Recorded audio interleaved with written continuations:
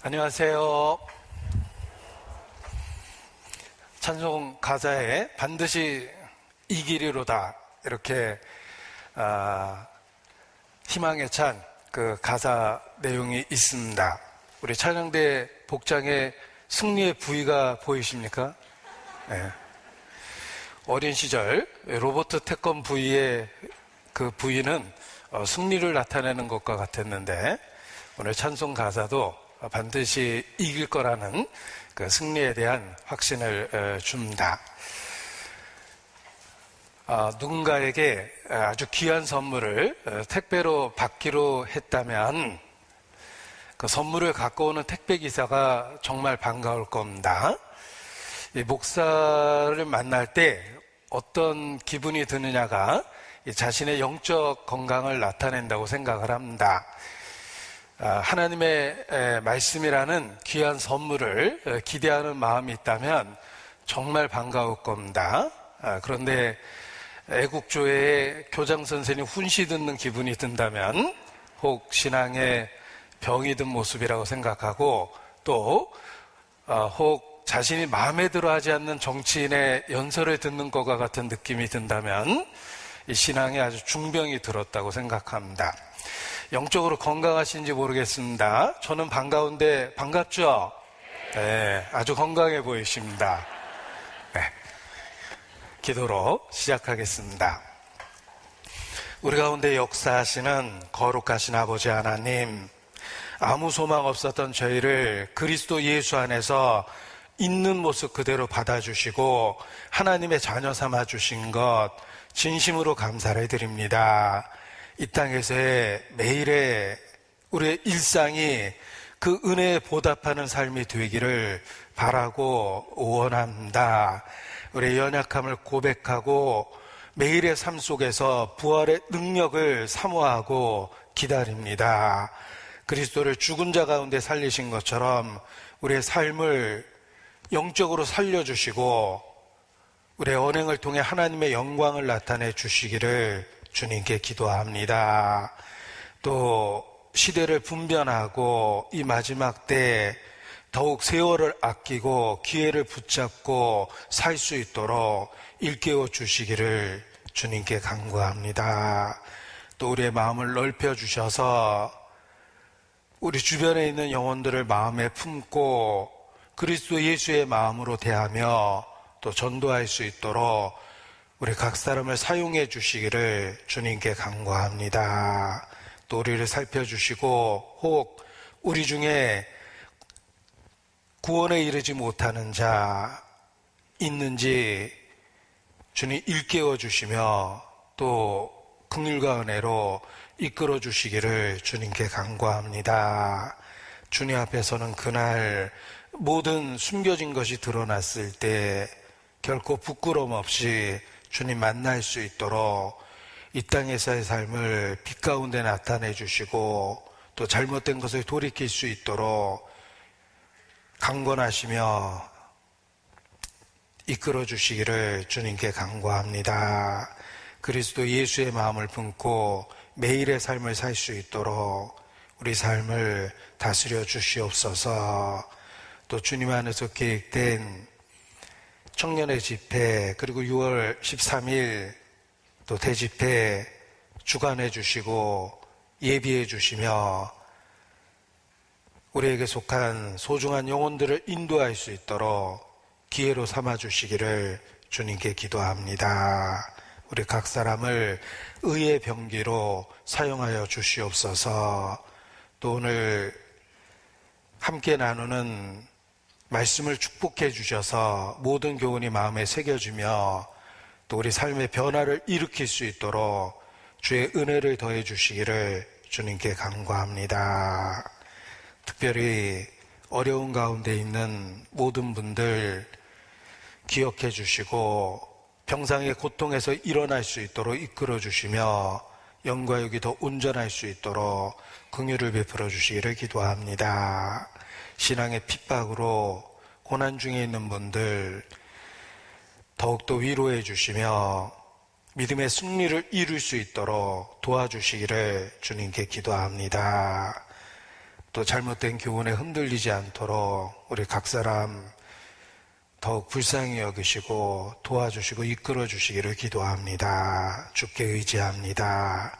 고마우신 우리 구주 예수님 이름으로 기도합니다. 아멘. 네, 성경 히브리서 12장 1절 2절 말씀을 보시겠습니다. 히브리서 12장 1절 2절.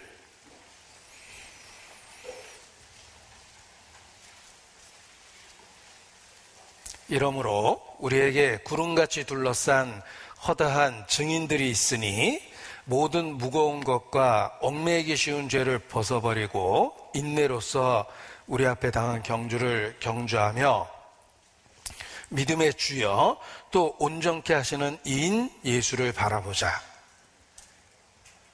나머지 부분을 함께 읽겠습니다. 저는 그 앞에 있는 즐거움을 위하여 십자가를 참으사 부끄러움을 개의치 아니하시더니 하나님 보좌 우편에 앉으셨느니라.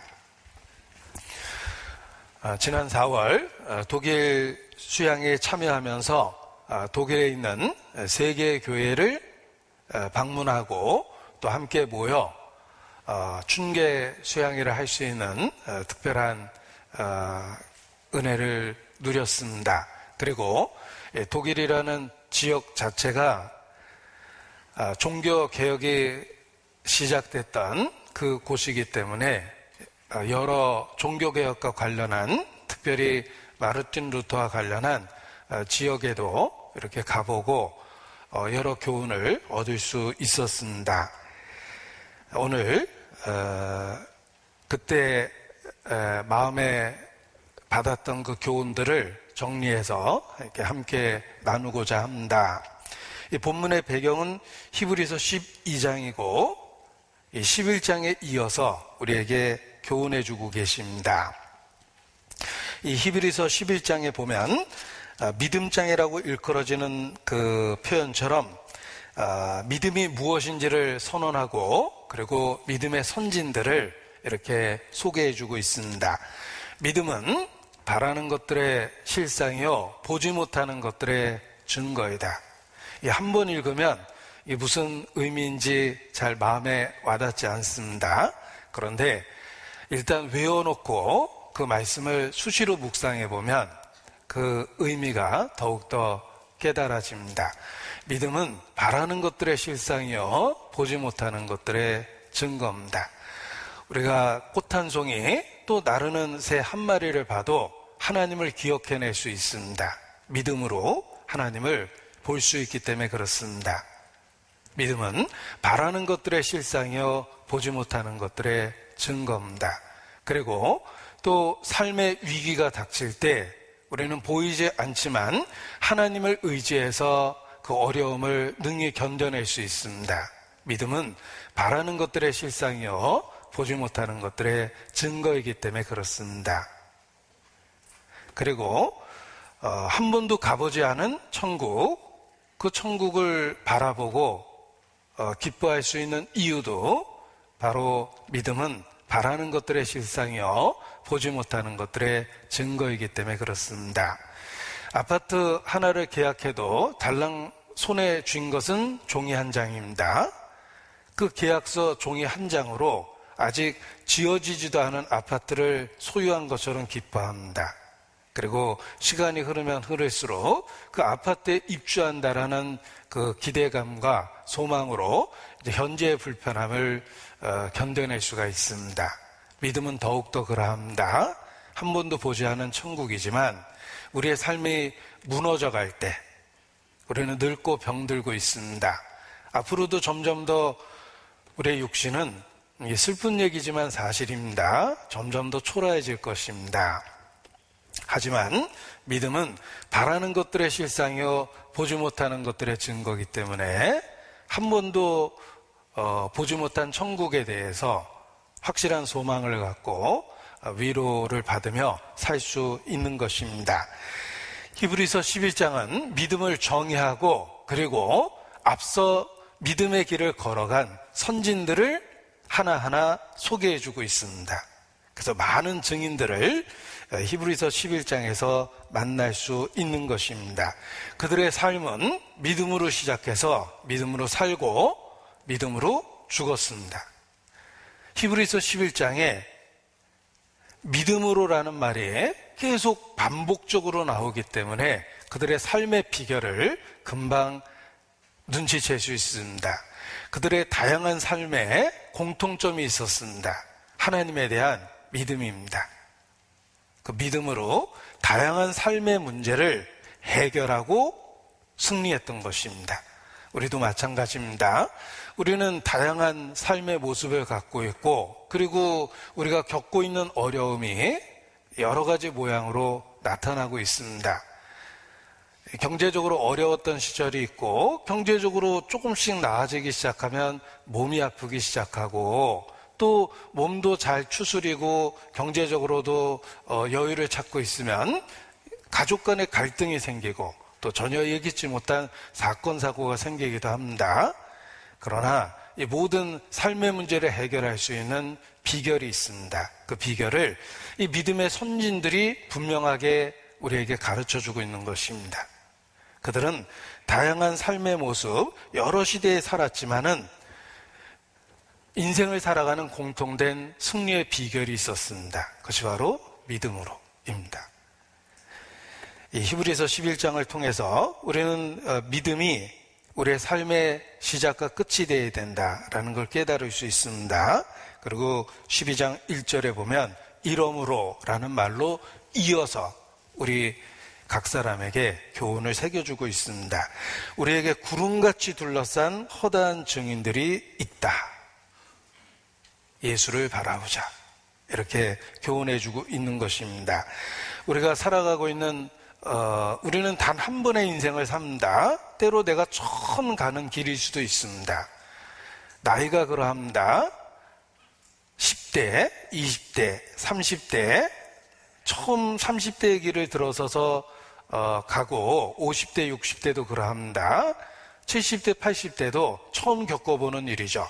우리 나이가 특별히 그러한데 우리가 겪는 인생의 모습이 끊임없이 상황과 나이에 따라서 여러 모습으로 나타나고 있습니다. 예전에는 생각하지 못했던 어려움이 상황에 따라 또 나이에 따라 일어나기 때문에 그렇습니다.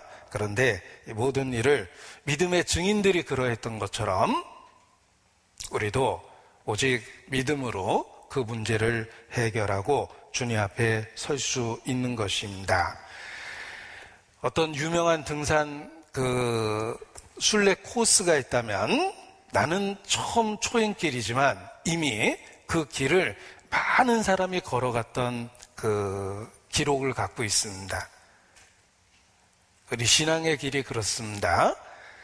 천성에 이르는 신앙생활을 철로역정이라고 이렇게 표현하는데 이미 수없이 많은 믿음의 증인들이 그 길을 걸어갔던 것입니다. 아브라함이 그러하고 이삭이 그러하고 야곱이 그러하며 수없이 많은 믿음의 선진들이 그 길을 걸어갔습니다. 우리가 시대적으로 그 뒤를 이어서 그 동일한 이 신앙의 길을 걷고 있는 것입니다. 그런데 이 성경에 기록된 인물, 그 시대의 인물들만 아니라 그 이후에 성경의 기록이 끝난 그 이후 기독교 역사가 시작됐을 때 역시 성경의 기록은 되어 있지 않지만 역사 속에서 수없이 많은 사람들이 동일하게 철로역정의 믿음의 길을 걸어갔습니다. 우리는 구름같이 둘러싼 증인들을 앞에 두고 동일한 신앙의 길을 걷고 있는 것입니다. 외로워 보이지만 이미 많은 사람이 성경 속에서 걸었고 성경의 기록이 끝난 그 시대 이후에도 많은 사람이 걸었던 그 길을 동일하게 걷고 있는 것입니다. 그들의 발자취를 통해서 교훈을 얻을 수가 있는 것입니다. 그들도 이곳에서 이런 어려움이 있지만 믿음으로 이렇게 해결했구나 라는 것을 읽고 보고 들으면서 우리가 동일한 어려움을 견뎌낼 수 있는 것입니다. 이 훈련소, 군대에서 훈련소 일정을 겪다 보면 난생 처음 머리 깎고 제복 입고 어려운 훈련을 받고 있습니다. 진짜 못 견딜 것 같습니다. 그런데 생각해보면 그 훈련소 기수가 자신이 150 몇 기다 이런 얘기를 들으면 이미 150 몇 회나 많은 훈련병이 그 똑같은 코스를 겪었던 겁니다. 그래서 사실 도움이 되도록, 유익이 되도록 프로그램을 짜놓고 위험한 것을 배제시키고 프로그램을 유지하고 있는 것입니다. 만약 훈련받다 계속해서 매번 사고가 났다면 그 프로그램은 없어졌을 겁니다. 교정되었거나. 우리가 걸어가고 있는 이 철로역정의 믿음의 길이 이미 많은 사람이 성공적으로 걸어간 길이라는 것을 기억해 보면 나는 처음 겪고 있지만 위로를 받고 또 어떻게 견뎌낼 수 있는지 그 비결을 배울 수 있는 것입니다. 자, 우리는 기록된 성경을 통해서 믿음의 증인들을 보고 그리고 교회 역사 속에서 2000여 년 기독교 역사 속에서 우리에게 복음이 전달되기 전까지 역시 같은 길을 걸었던 믿음의 선진들의 삶을 역사 속에서 추적해보고 교훈을 얻을 수가 있습니다. 그래서 교회 역사를 배우는 것입니다. 우리가 역사를 묻어버리지 않고 역사를 일깨우며 사는 것은 역사를 통해서 많은 유익을 얻을 수 있기 때문에 그렇습니다. 교회 역사도 그렇습니다. 교회 역사를 공부해보면 시행착오 없이 내가 걷는 이 믿음의 길을 잘 걸어낼 수 있는 것입니다. 자, 그런데 교회 역사는 일반 역사를 보는 것과 조금 다른 관점을 갖는 것이 필요합니다. 왜냐하면 진리는 좁은 문, 좁은 길이기 때문에 그렇습니다. 역사는 승자의 것입니다. 역사는 승자가 승자편에서 기록한 것입니다. 따라서 철저하게 패자는 역사 속에서 왜곡되게 돼 있습니다. 권력을 잡은 사람이 역사를 기록했기 때문에 패자의 삶은 철저하게 묻어버리거나 왜곡되기 십상입니다. 그러나 성경 역사는 다른 관점에서 살펴볼 필요가 있습니다. 주류가 아닌 비주류, 소수의 입장에서 어떤 의미에서는 패자의 입장에서 역사를 살펴봐야 되는 것이 특별히 교회 역사입니다. 그래서 청교도들은 새로운 곳에 이사를 가게 되거든 하나님의 말씀을 존중하고 그로 인해서 핍박받는 소수의 무리를 찾으라. 그리하면 하나님이 그곳에 계시다. 이런 조언을 남기기도 했습니다. 대형 교회를 찾으면 안 된다는 것입니다. 진리는 좁은 문, 좁은 길이기 때문에 혹 새로운 곳에 가거든 하나님의 말씀을 존중하고 그로 인해서 핍박을 받는 소수의 무리를 찾으라. 그리하면 하나님이 그곳에 계시다라는 지혜로운 조언을 했던 것입니다. 왜냐하면 진리는 교회 역사 속의 진리는 어떤 의미에서 승자의 것이 아니라 권력자의 것이 아니라 핍박받았던 소수의 것이기 때문에 그렇습니다. 물이 그렇습니다. 노천으로 흐르는 강물을 퍼서 마실 수는 없습니다. 오염되어 있기 때문입니다. 그러나 지하수는 땅 속으로 흐르고 있기 때문에 오염되지 않고 깨끗한 상태를 유지하며 바로 취해서 마실 수 있는 물입니다. 교회 역사가 그렇습니다. 교회 역사의 승자의 역사를 배워보십시오. 정말 믿고 싶습니까?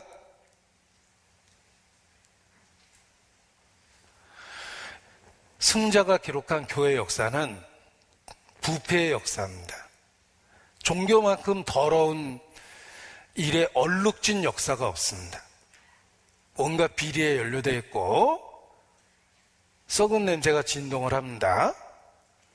교회 역사는 철저하게 권력자 입장에서 배워야 되는 게 아니라 그들에 의해서 핍박을 받았던 소수의 무리를 찾아서 교회 역사를 배워야 하지만 진정한 교훈을 얻을 수 있는 것입니다. 교회 역사는 지하수가 깨끗하게 유지되듯이 핍박받는 소수의 사람들에 의해서 진리가 2000년 동안 전달되어 왔기 때문에 그렇습니다. 그래서 대부분 교회 역사는 카톨릭이라는 권력자, 승자의 입장에서 기록된 것입니다. 그래서 진리를 갖고 있는 사람들을 개신교다라는 그런 표현을 쓰고 프로테스탄트라는 그런 그 표현을 쓴 것입니다. 그런 표현은 다 권력자, 승자가 기록한 것입니다. 그들에 의해서 핍박받았던 소수의 신앙은 어떠했을까? 그것을 살펴보는 것이 꼭 필요한 것입니다. 그래서 교회 역사를 거꾸로 쓴 역사가 있는데 대표적인 그 책을 소개해 드릴까 합니다. 루터에 대한 이야기를 오늘은 주로 말씀을 드리려고 루터의 임종순간을 이렇게 표지로 한번 만들어 봤습니다. 오늘 본문은 히브리서 12장이고 믿음으로라는 말이 강조되어 있습니다. 자, 이 교회 역사에 대한 책 중에 하나 특별한 책을 소개해 드릴까 합니다. 이게 한 500페이지 되는 아주 두꺼운 책이기 때문에 대중들이 이렇게 선호하지 않습니다. 되게 두꺼운 책은 장식용이지 진짜 읽는 사람은 없죠. 이 책이 그렇습니다. 하도 안 팔리니까 요약판으로 이렇게 줄여놓은 책도 있는데 순례하는 교회, 교회사, 신약교회 원리에 충실한 교회들의 역사, 이런 제목을 갖고 있습니다. 한마디로 핍박받는 소수 입장에서 그 역사를 추적한 것입니다. 그들에게 진리가 있었습니다. 이게 원 제목인데 순례하는 교회라는 제목의 원 제목은 필그림 처치입니다. 그런데 여기 꽤 긴 제목이 붙어 있습니다. 굉장히 제목이 길죠. 전 이렇게 긴 제목 갖고 있는 책은 처음 봤는데 여기 뭐라고 굉장히 긴 제목에 붙어 있습니다. 그래서 잘 안 보이는 걸 여기 확대해서 써봤습니다. 네. 이 책의 원 제목입니다. 이러니까 안 팔린 것 같아요. Pilgrim Church, being some account of the continuance through succeeding centuries of church, practicing the principles taught and exemplified in the New Testament. 간신히 읽었지만 해석이 안 됩니다. 이 보면 신약 시대에 가르쳐지고 예시되었던 원리들을 실천한 교회가 계승되어 오면서 지속됐던 것에 근거한 순례하는 교회다. 뭐 이렇게 길게 해석해 볼 수는 있는데 짧게 줄여놓으니까 신약교회 원리에 충실한 교회의 역사예요. 한마디로 핍박받는 소수의 역사를 다룬 책입니다.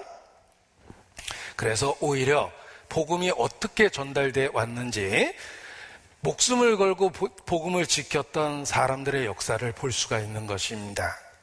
타락한 종교 권력자들은 종교를 통해서 부와 권력을 노렸습니다. 그들은 결코 스스로 생각해도 좁은 길을 가진 않았습니다. 그들은 타협했고 권력과 부를 누렸습니다. 마치 예수님을 살해한 유대 종교가와 같습니다. 그들은 돈으로 성직을 매매했습니다. 대제사장들. 그들은 지식으로 권력을 삼았습니다. 율법사와 서기관들. 그들이 예수님을 살해했습니다. 역사 속에서도 그러합니다. 진리를 살해한 사람들은 종교 기득권자입니다. 그들에 의해서 핍박받던 소수가 진리를 지키고 2000년 세월을 통해서 우리에게 전달해 준 겁니다. 그래서 이 역사를 뒤집어서 배우는 것은 의미가 있다는 것입니다. 에레미야 6장 16절 말씀을 보시겠습니다. 에레미야 6장 16절.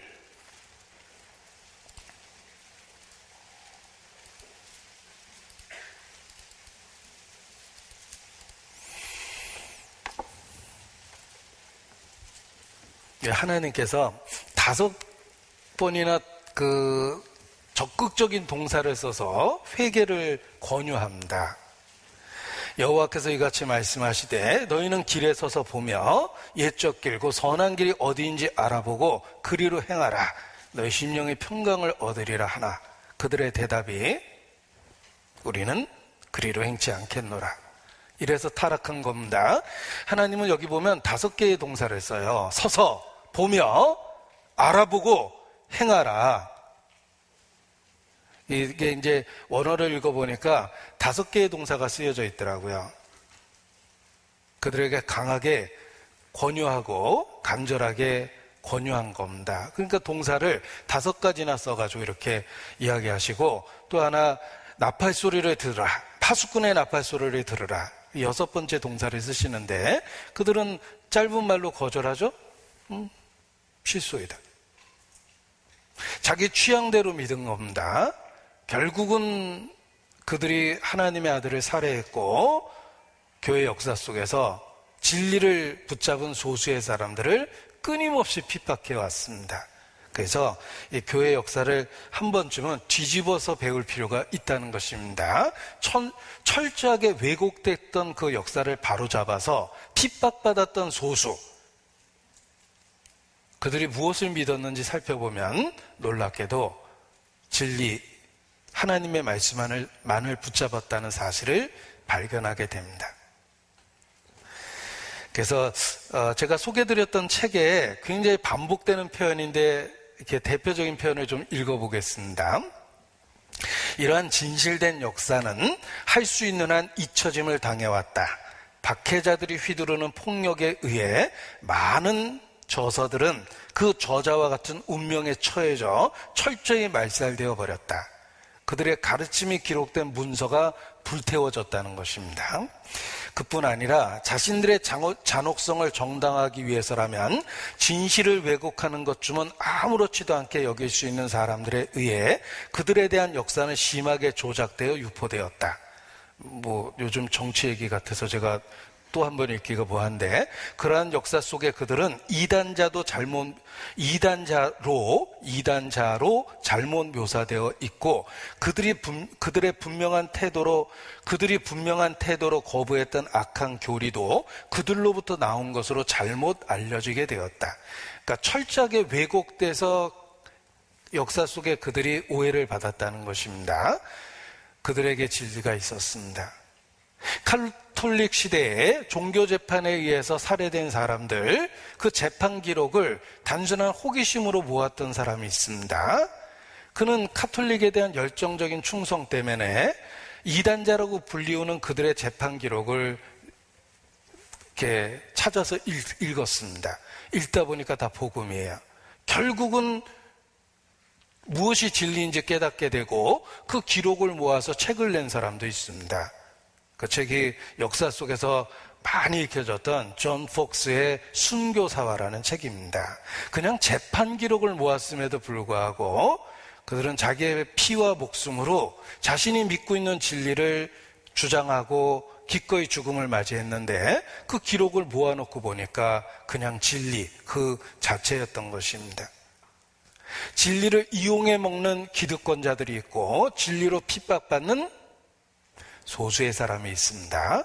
그런데 기득권자는 이 소수의 역사를 철저하게 왜곡하고 짓밟고 그들이 가르치지 않았던 것도 가르쳤던 것처럼 사람들에게 헛소문을 퍼뜨렸던 것입니다.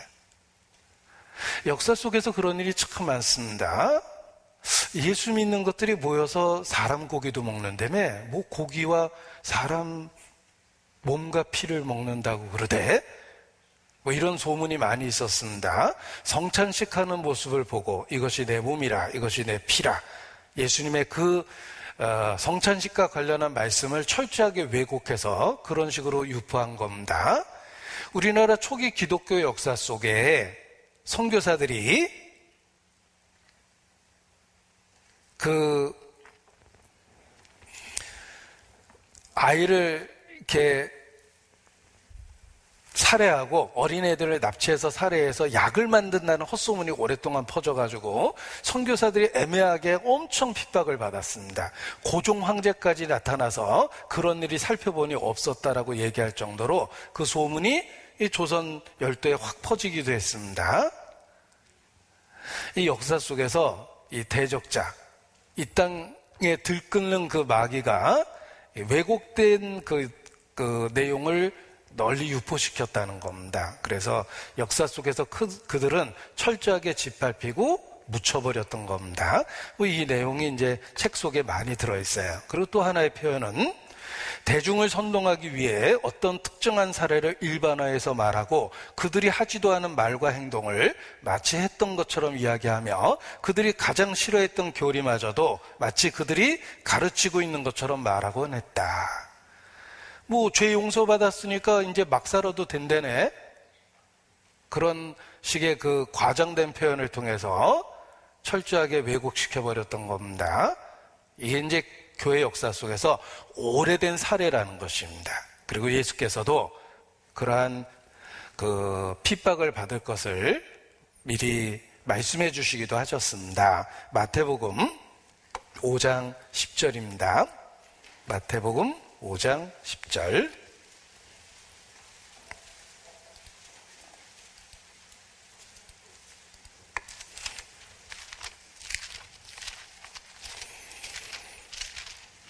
마태복음 5장 10절 제가 읽어드리겠습니다. 의를 위하여 핍박을 받는 자는 복이 있나니 천국이 저희 것임이라. 나를 인하여 너희를 욕하고 핍박하고 거짓으로 너희를 거스려 모든 악한 말을 할 때에는 너희에게 복이 있나니 기뻐하고 즐거워하라. 하늘에서 너희의 상이 큼이라. 너희 전에 있던 선지자들을 이같이 핍박하였느니라. 진리를 붙잡으면 세상과 등을 지는 겁니다. 세상 등지고 십자가를 보는 겁니다. 그 순간부터 세상은 온갖 악한 말, 거짓으로 그리스도인, 진실한 그리스도인을 모독한다는 것입니다. 그래서 너희를 욕하고 핍박하고 모든 거짓으로 너희에게 악한 말을 할 것이다. 역사 속에서 그러했습니다. 그러나 저희를 두려워하지 말라. 감추인 것이 드러나지 않을 것이 없고 숨은 것이 알려지지 않을 것이 없느니라. 결국은 진리는 승리합니다. 거짓은 거짓으로 나타나고 진리는 반드시 승리하게 됩니다. 이 세상은 악을 선이라고 우기는 세상입니다. 그러나 두려워하지 말라. 감추인 것이 드러나지 않을 것이 없고 숨은 것이 알려지지 않을 것이 없느니라. 주님은 아십니다. 주님은 기억하십니다. 그래서 우리가 혹 사람들의 오해에도 예수님 믿고 구원받습니다 라고 담대하고 분명하게 전할 수 있고 회개하고 구원을 얻으라고 권유할 수 있는 것입니다. 자, 역사 속에 진리를 붙잡은 그 소수의 그리스도인을 기득권자들이 수없이 핍박했다는 것입니다. 그래서 오히려 왜곡된 내용으로 많이 알려진 것입니다. 제가 미국에 오래전에 이렇게 전도 다닐 때 청교도 마을에 이렇게 가볼 기회가 있었습니다. 미국의 우리나라 청학동처럼 옛날 청교도 시대의 삶을 고수하는 그런 특별한 마을이 있습니다. 그 마을의 입구에 보니까 자신들의 신앙을 이렇게 소개해주는 인포메이션 데스크 같은 그런 시설이 있었습니다. 자신들이 무엇을 믿고 있는지 그 내용을 이렇게 쭉 전시를 해놨는데 자신들이 아나베프티스트의 후예다라고 이렇게 자랑스럽게 써놨습니다. 미국에 있는 아미시 또는 메모나이트라는 청교도 시대의 신앙을 그대로 지키려고 노력하는 사람들의 마을이 있는데, 민속처럼 마을이 있는데 자신들이 아나베프티스트의 후예라고 이렇게 아주 자랑스럽게 써놨습니다. 역사 속에서 아나베프티스트는 광신자로 알려져 있습니다. 근데 그들의 후예라고 당당하게 써놨습니다. 그래서 아나베프티스트가 무엇인지 한때 역사 공부를 해봤습니다. 놀랍게도 진리를 붙잡고 복음을 지켰던 소수의 사람들입니다. 그래서 그들의 왜곡된 역사가 바로잡히고 있는 게 바로 우리 시대입니다. 지금은 이제 아나베프티스트에 대한 관점이 많이 달라졌고 그들의 설교와 책들이 우리 시대 비로소 재출판되고 있기 때문에 그렇습니다. 그런데 읽어보면 우리가 믿고 있는 신앙과 놀라울 정도로 똑같습니다. 그들은 좁은 문, 좁은 길을 갔던 사람들이기 때문에 그렇습니다. 자, 역사 속에 왜곡되었지만, 그러니까 다른 사람에 의해서 왜곡되었지만, 그럼에도 불구하고 진리를 붙잡은 소수의 사람들이 있다는 것입니다. 갑자기 개신교가 1500년대에 나타난 게 아닙니다. 지하수처럼 이미 진리를 붙잡고 핍박받았던 많은 소수의 무리들이 있었고 루터의 종교개혁에 의해서 그들이 표면으로 드러난 것뿐입니다. 그래서 우리가 걷는 이 길은 구름같이 둘러싼 허다한 증인들이 있는 그 길이라는 것입니다. 성경의 믿음의 증인들이 그러하며 교회 역사 속에서 핍박받았던 그 소수의 사람들이 걸었던 그 길을 우리가 이 시대에 동일하게 걷고 있는 것입니다. 그것을 확인할 수 있습니다. 오늘은 특별히 1500년대에 종교개혁의 일선에 섰던 마르틴 루터, 주빈클리, 칼빈, 많이 들어본 그들 중에 제가 독일 선교를 다녀왔기 때문에 마르틴 루터에 대한 이야기만 드리려고 하는 것입니다. 이 마르틴 루터의 삶의 흔적을 추적해보면 그 뒤에 역사하신 하나님을 알 수 있고 동일하게 우리 시대에 우리와 함께 계신 하나님을 발견할 수 있다는 것입니다. 그래서 마르틴 루터의 삶을 통해서 교훈을 얻고자 합니다. 자, 여기 화면을 봐주시기 바랍니다. 아주 낡아 보이는 그 성경책이 있습니다. 이 책이 무엇이냐면 1400년대 구텐베르크가 금속 활자를 발명하면서 구텐베르크가 찍었던 성경책입니다. 그래서 구텐베르크의 성경, 그 당시에 금속 활자를 발명하고 고가였던 성경이 대중적인 책으로 드디어 인쇄되기 시작했던 것입니다. 굉장히 귀한 책이죠. 세계에서 이 온전한 게 몇 권 안 된다는데 세계 현재 남아있는 구텐베르크 성경은 모두 48권이며 그 가운데 완전한 판은 21권에 불과하다. 지금 여러분은 굉장히 고가의 고고학적 유물을 보고 있는 것입니다. 자, 어떤 사람이 친구에게 이런 이야기를 합니다. 아유, 오랜만에 집안 청소하다 보니까 낡은 책이 하나 나와서 버렸다고. 너무 지저분해서 버렸는데 그 책 표지에 구텐베르크라고 써있대. 이렇게 얘기를 했습니다. 그때 그거 버렸냐고. 그 전 세계 몇 권밖에 안 되는 귀한 성경인데 그걸 왜 버렸냐고 막 친구가 난리를 피니까 아이, 그거 쓸데없어. 마르틴 루터라는 놈이 잔뜩 낙서를 해놨더라고. 뭐 이렇게 얘기했습니다. 자, 오래된 유머입니다. 굉장히 귀한 것을 알아보지 못하는 어리석음에 대한 이야기입니다. 그런데 우리가 이 마르틴 루터의 삶을 제가 공부하면서 그 비슷한 생각이 들었습니다. 그의 삶 속에 우리 시대의 역사는 동일한 하나님의 모습이 보이는데 그 가치를 못 깨달으면 마치 구텐베르크의 그 오래된 성경의 가치를 모르는 사람하고 똑같지 않은가 이런 생각을 해봤습니다. 그래서 오래된 유머를 널리 알려진 이야기를 소개해드린 겁니다. 자, 설교는 그리스도 중심적, 십자가 중심적이어야 한다. 우리에게는 너무나 당연한 표현인데 이러한 표현을 루터가 강조했습니다. 진리를 발견했기 때문에 그렇게 말할 수 있었던 겁니다. 모든 설교는 그리스도 중심적, 십자가 중심적이어야 한다. 자, 그 당시에 그림을 보면 그 메시지를 더 이해할 수 있는데 여기 다양한 그 청중들이 있습니다. 하나님의 백성은 다양한 계층으로부터 하나님의 백성이 이루어지는 것입니다. 성인들을 위한 것이 아니라 모든 사람들의 그리스도입니다. 다양한 계층이 있죠. 그리고 여기 루터가 설교하고 있는데 중심에 그리스도가 있습니다. 그런데 이 십자가 그림을 그릴 때는 땅과 하늘을 이어주게 그립니다. 왜냐하면 십자가의 의미 자체가 땅에서 하늘에 닿게 하는 중보자이기 때문에 그렇습니다. 그래서 십자가의 그림을 반드시 이렇게 하늘에 닿게 그렸어요. 그리고 이 루터의 모습 속에서 그의 왼손이 성경에 가 있고 오른손이 그리스도를 가리키고 있습니다. 성경을 갖고 그리스도를 증거하고 있다, 이런 뜻입니다. 그래서 십자가는 복음이다. 그의 평생 강조했던 메시지입니다. 성서의 모든 말씀은 그리스도를 설교하고 그리스도를 향해 있다. 모든 성경은 예수 그리스도를 증거합니다. 다양한 장르의 문헌들이 모인 성경 전체는 예수 그리스도를 향하고 있다.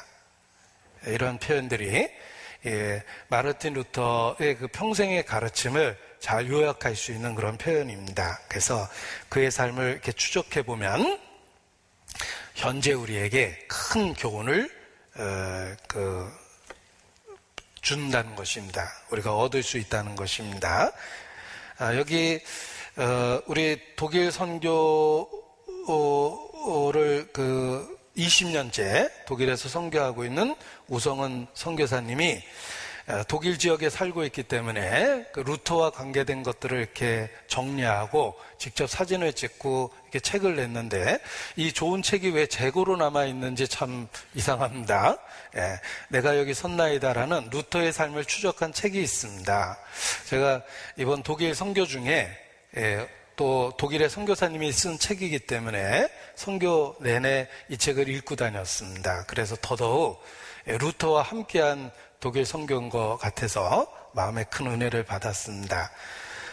이 책을 소개해드리는 이유도 관심 있으시면 꼭 읽어보시라고 이렇게 제가 소개해드렸습니다.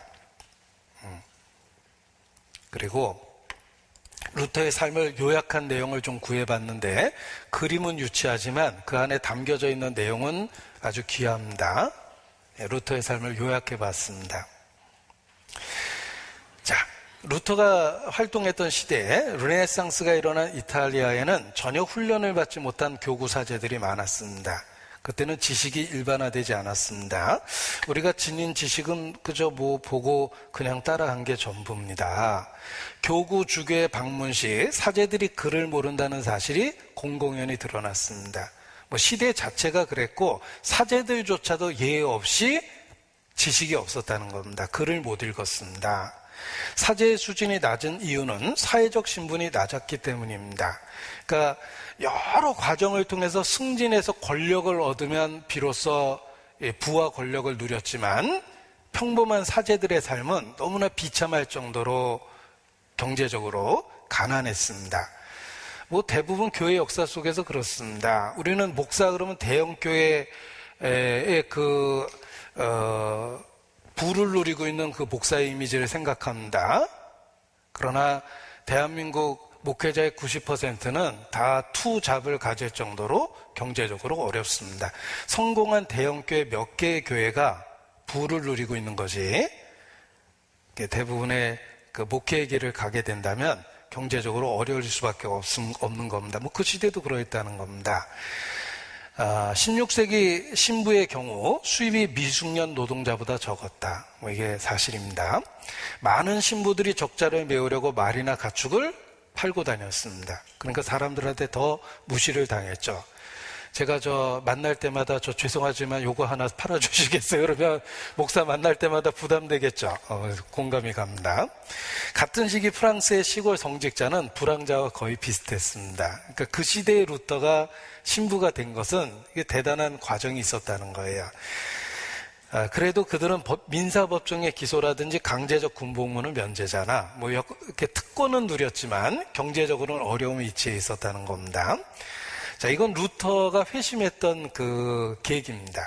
그는 뇌성, 번개, 천둥, 그런 갑작스럽게 만난 그 벼락과 뇌성 앞에서 엄청난 죽음의 공포를 느낍니다.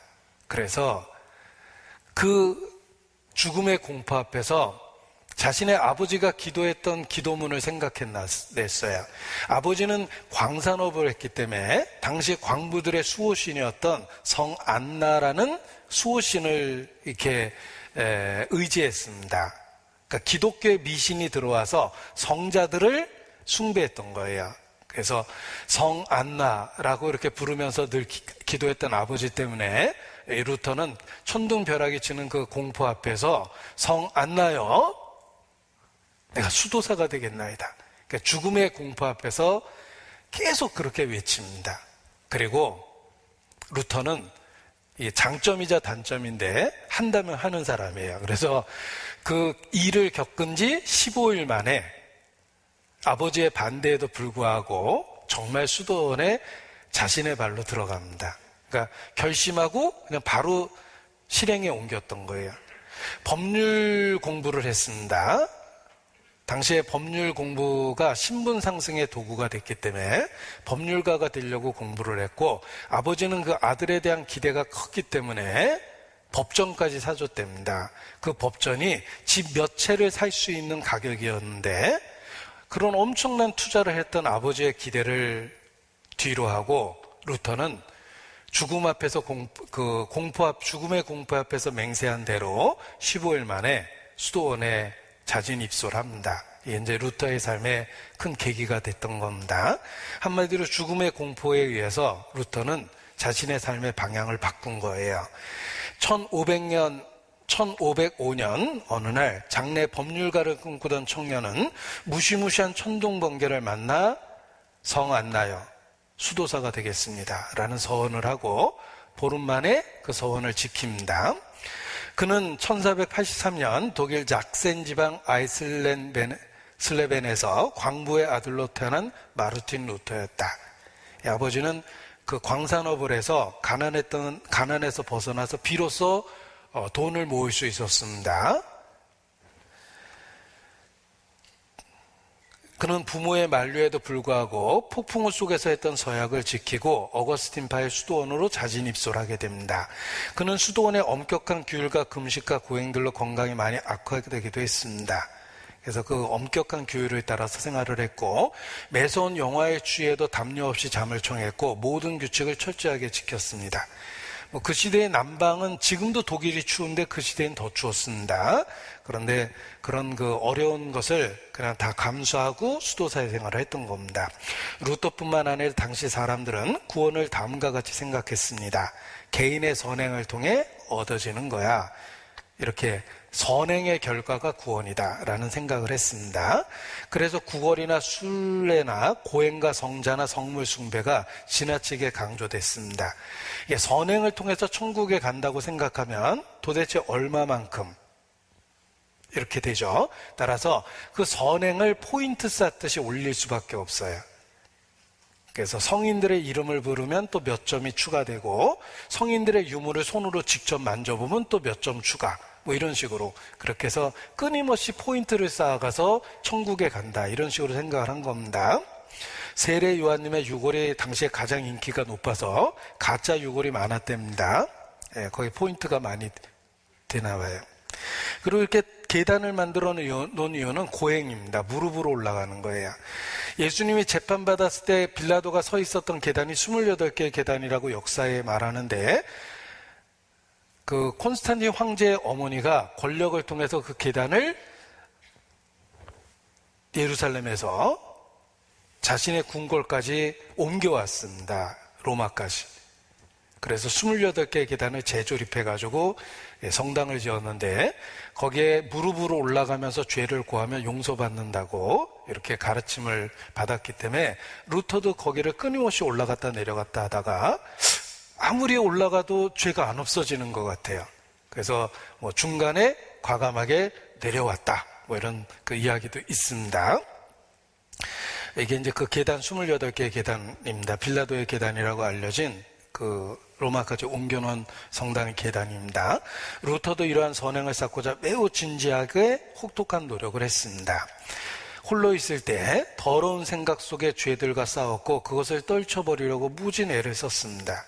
자, 젊은 루터는 끊임없는 정욕과 음란한 마음에 시달립니다. 그 본성 속에 지워지지 않는 음란함이 있다는 걸 그 처절하게 수도원 생활을 통해서 깨닫습니다. 그리고 그러한 그 음란한 생각이 거룩한 순간에조차도 안 없어지는 거예요. 미사를 드린다든지 하나님의 말씀을 읽는다든지 기도하는 순간에도 끈질기게 달라붙어 있어서 루터는 엄청난 그 고통을 겪습니다. 오 주님, 성경을 보면서도 정욕이 꿈틀거리나이다.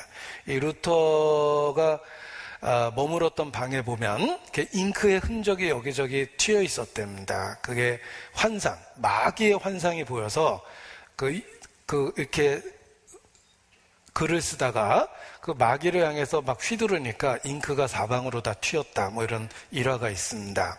그걸 그림으로 이렇게 재밌게 그린 것 같아요. 더러운 생각들이 심지어는 자기 의지하고 상관없이 꿈속에서도 막 나타나고 그러니까 엄청 고통을 겪은 겁니다. 이 죄가 무엇인지를 처절하게 깨닫는 과정입니다. 우찌무라 간조라는 일본의 크리스찬은 끊임없는 그 죄가 달라붙는 그 모습 속에서 너무 고통스러워서 돌아버릴 지경이 됐습니다. 그래서 동네 목사님을 찾아가서 자기 속에 무슨 생각이 있는지를 이렇게 적나라하게 그냥 다 얘기를 했습니다. 그리고 내가 정말 버림받은 마귀 자식 같다고 이렇게 눈물로 고백하니까 그 상담했던 목사가 충격적인 대답을 합니다. 그런 것 같네요. 그렇게 충격적인 대답을 해서 우찌무라 간조가 더욱더 절망합니다. 그리고 마침내 그 긴 과정을 통해서 죄가 얼마나 끈질기고 죄성이 무엇인지를 깨닫고 마침내 예수 그리스도를 믿고 구원을 받습니다. 그리고 우찌무라 간조가 한 말이 있습니다. 자기가 상담했던 그 목사는 죄가 무엇인지 전혀 경험해보지 못했다. 구원받지 않은 목사를 만나서 엉뚱한 답을 들어서 더 고통받게 되었다. 이런 글을 씁니다. 그래서 우찌무라 간족의 그 구원록은 구원을 얻고 평강을 얻게 과정을 간증으로 기록한 건데 조금 어렵지만 마음의 고통을 겪는 분들은 그게 무슨 말을 썼는지 이해할 수가 있습니다. 우찌무라 간조도 동일한 경험을 했던 거예요. 죄가 무엇인지를 철저하게 깨달은 겁니다. 우리는 죄성이 있죠. 하나님과 원수되어 있습니다. 우리 육체가 그렇습니다. 그리스도 없이 절대 하나님 앞에 근처도 얼씬 못합니다. 나에게는 십자가에 못 박힌 그리스도가 필요한 거예요.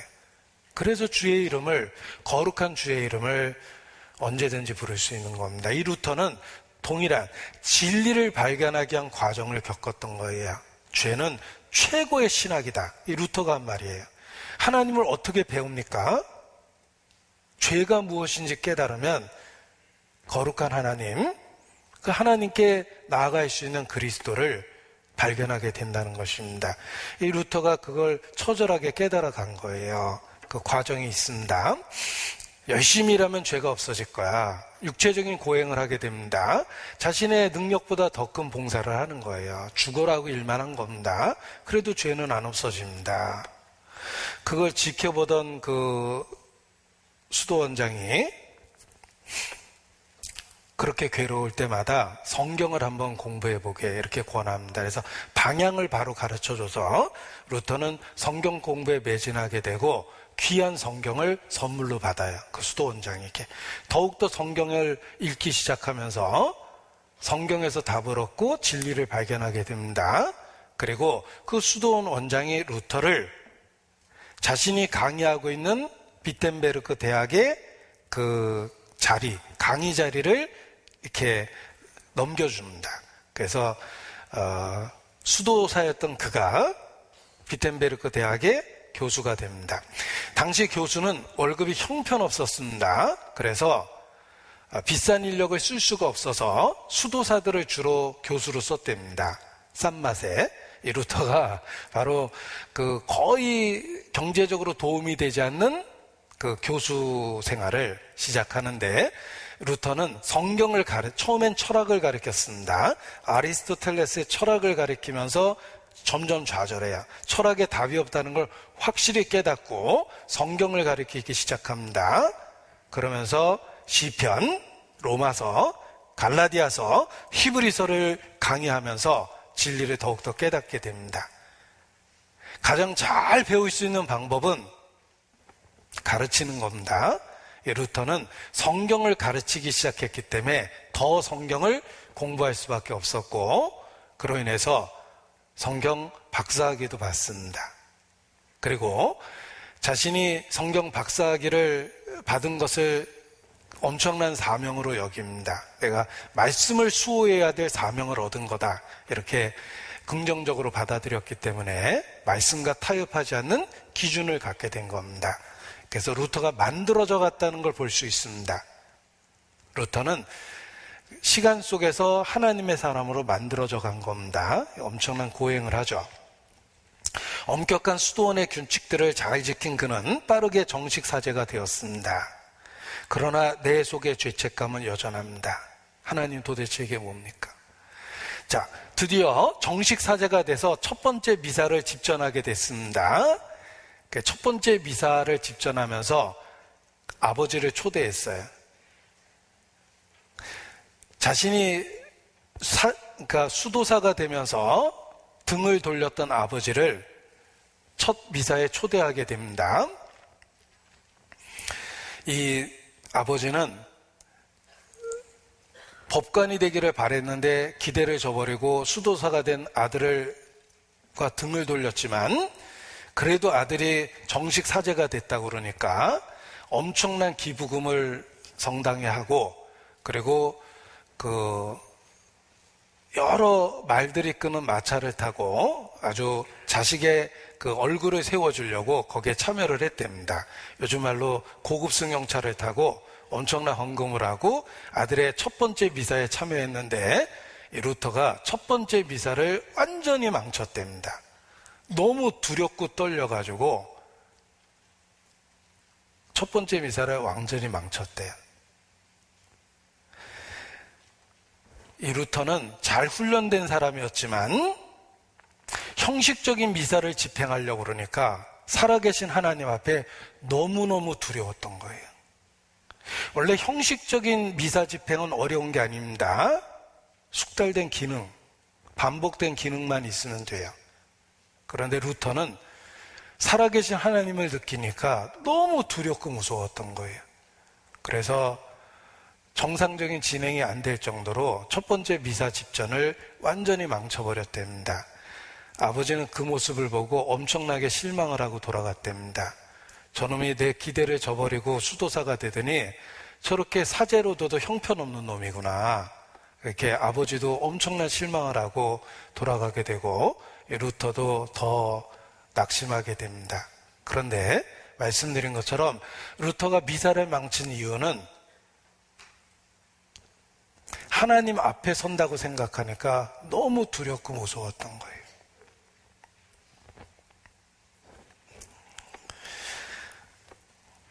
저는 그 루터의 그런 마음을 정말 마음에 공감하고 제가 큰 교훈이 됐습니다.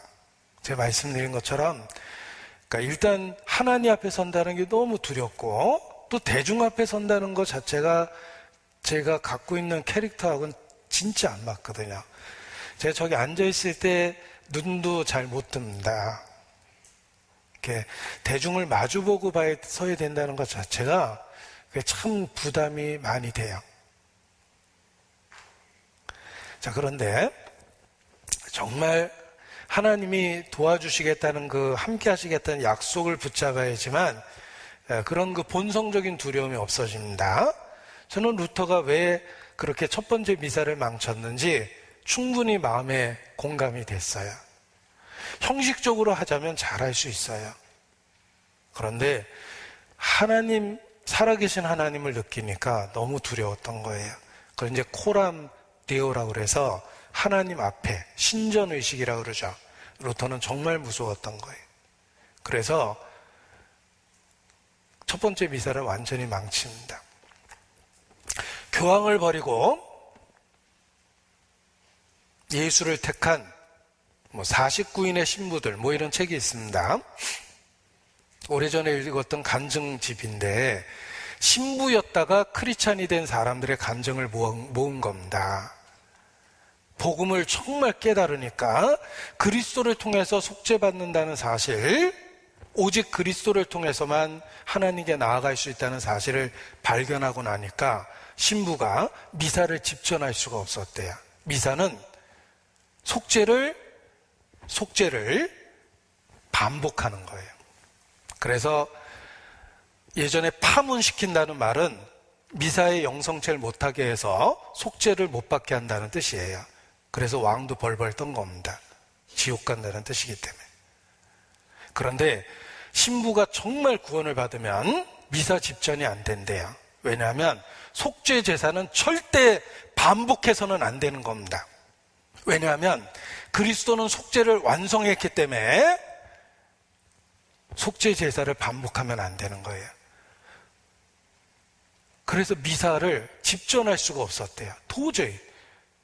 그래서 신부를 그만둔다는 것은 모든 기득권을 포기하는 거랍니다. 연금부터 노후생활부터 당장의 생활비부터 당장의 숙소, 가족관계까지 다 포기해야 된대요. 그렇지만 그들은 그리스도를 발견하니까 도저히 미사를 집전할 수 없었다는 이유로 사제직을 포기합니다. 그런 사람들의 간증을 모아놓은 책이 교황을 버리고 예수를 택한 49인의 신부들이라는 책입니다. 또 혹시 관심이 있으면 꼭 읽어보시기 바랍니다. 저는 루터 삶을 통해서 어떤 그런 사제들에 대한 동일한 일을 겪었던 분들을 이렇게 충분히 이해하고 교훈을 얻었습니다. 자, 끊임없는 고해성사와 악한 생각들을 떨쳐버리려고 미친 듯이 일해도 안 됩니다. 하나님 도대체 당신은 무엇입니까? 이런 고통 속에 진리를 발견하게 되는데 2년간 루터를 지켜보던 수도 원장 슈타우비츠는 그에게 신학을 권했습니다. 그러면 성경을 공부해보게. 1512년 비텐베르그 대학에서 29세에 신학박사가 될 정도로 성경을 열심히 공부했습니다. 1513년부터 시편, 로마서, 갈라디아서, 히브리서 등의 성경학 강의도 했습니다. 그러면서 진리를 발견하게 되는 겁니다. 과정을 겪었던 거예요. 그러던 중 루터는 자신이 품고 있던 의문들이 풀리는 것을 말씀에서 깨달았습니다. 나의 하나님, 나의 하나님, 어찌 나를 버리셨나이까? 그 구절을 갖고 오랫동안 씨름했어요. 십자가상에서 예수님이 남기신 말씀에 그는 큰 충격을 받았습니다. 그리스도가 버림을 당하다니 이게 무슨 말일까? 나 같은 자나 우리 인생이 당연히 버림을 받아도 마땅하지만 죄인도 아닌 예수님이 왜 죽어야 하지? 그 의문을 품고 지내다가 마침내 답을 발견하게 됩니다. 말씀을 묵상하고 고민하며 가르치는 과정 가운데 그는 점점 하나님의 은혜 가운데로 들어가기 시작했습니다. 그리스도는 우리 죄인들의 모습과 같이 되었지요. 예수 그리스도가 우리의 죄를 대신해 자신이 직접 처벌을 받기 위해 인간들과 같이 되었다는 건데, 오랜 진통 끝에 드디어 1515년 바울 서신 중 로마서를 연구하던 루터는 다음 구절에 충격을 받았습니다. 복음에는 하나님의 의가 나타나서 믿음으로 믿음에 이르게 하나니. 로마서 1장 17절 말씀입니다. 그 말씀 속에 진리를 발견하게 됩니다. 로마서 1장 17절 같이 찾아보겠습니다. 로마서 1장 17절. 종교개혁은 1517년, 루터가 진리를 발견한 것은 로마서 1장 17절. 그래도 기억이 안 나면 참 할 수 없죠. 예. 자, 로마서 1장 17절 같이 읽겠습니다. 복음에는 하나님의 의가 나타나서 믿음으로 믿음에 이르게 하나니 기록된 바 오직 의인은 믿음으로 말미암아 살리람과 같으니라. 하나님의 의는 하나님의 성품, 의롭고 거룩한 그의 성품을 의미할 뿐만 아니라 하나님이 인간에게 주시는 자신의 의다. 그리스도 예수를 통해서라는 진리를 발견하게 된 것입니다. 예수 그리스도를 발견한 거예요. 그래서 구원의 확신을 얻게 됩니다. 자, 이 그림이 참 재밌었습니다. 루터가 수도사가 된 이유는 천둥과 번개, 벼락에 의해서 엄청난 공포를 느꼈는데 그의 인생의 두 번째 영적인 뇌성이 울립니다. 진리를 깨달은 거예요.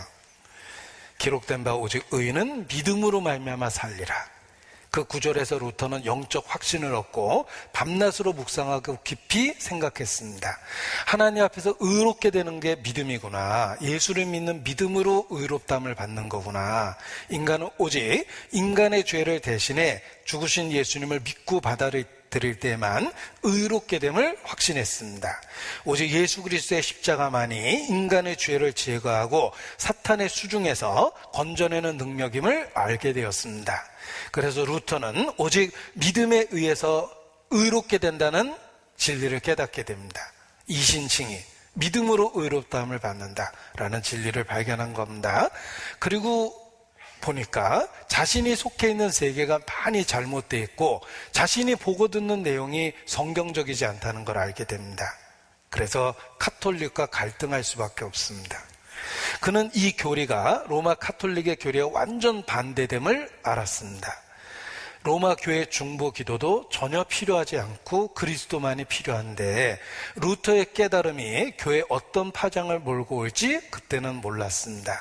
루터는 요 테첼이라는 면죄부를 팔던 사람입니다. 테첼의 설교가 저급하고 면죄부 판매가 성경적인 근거가 없다고 생각이 들었습니다.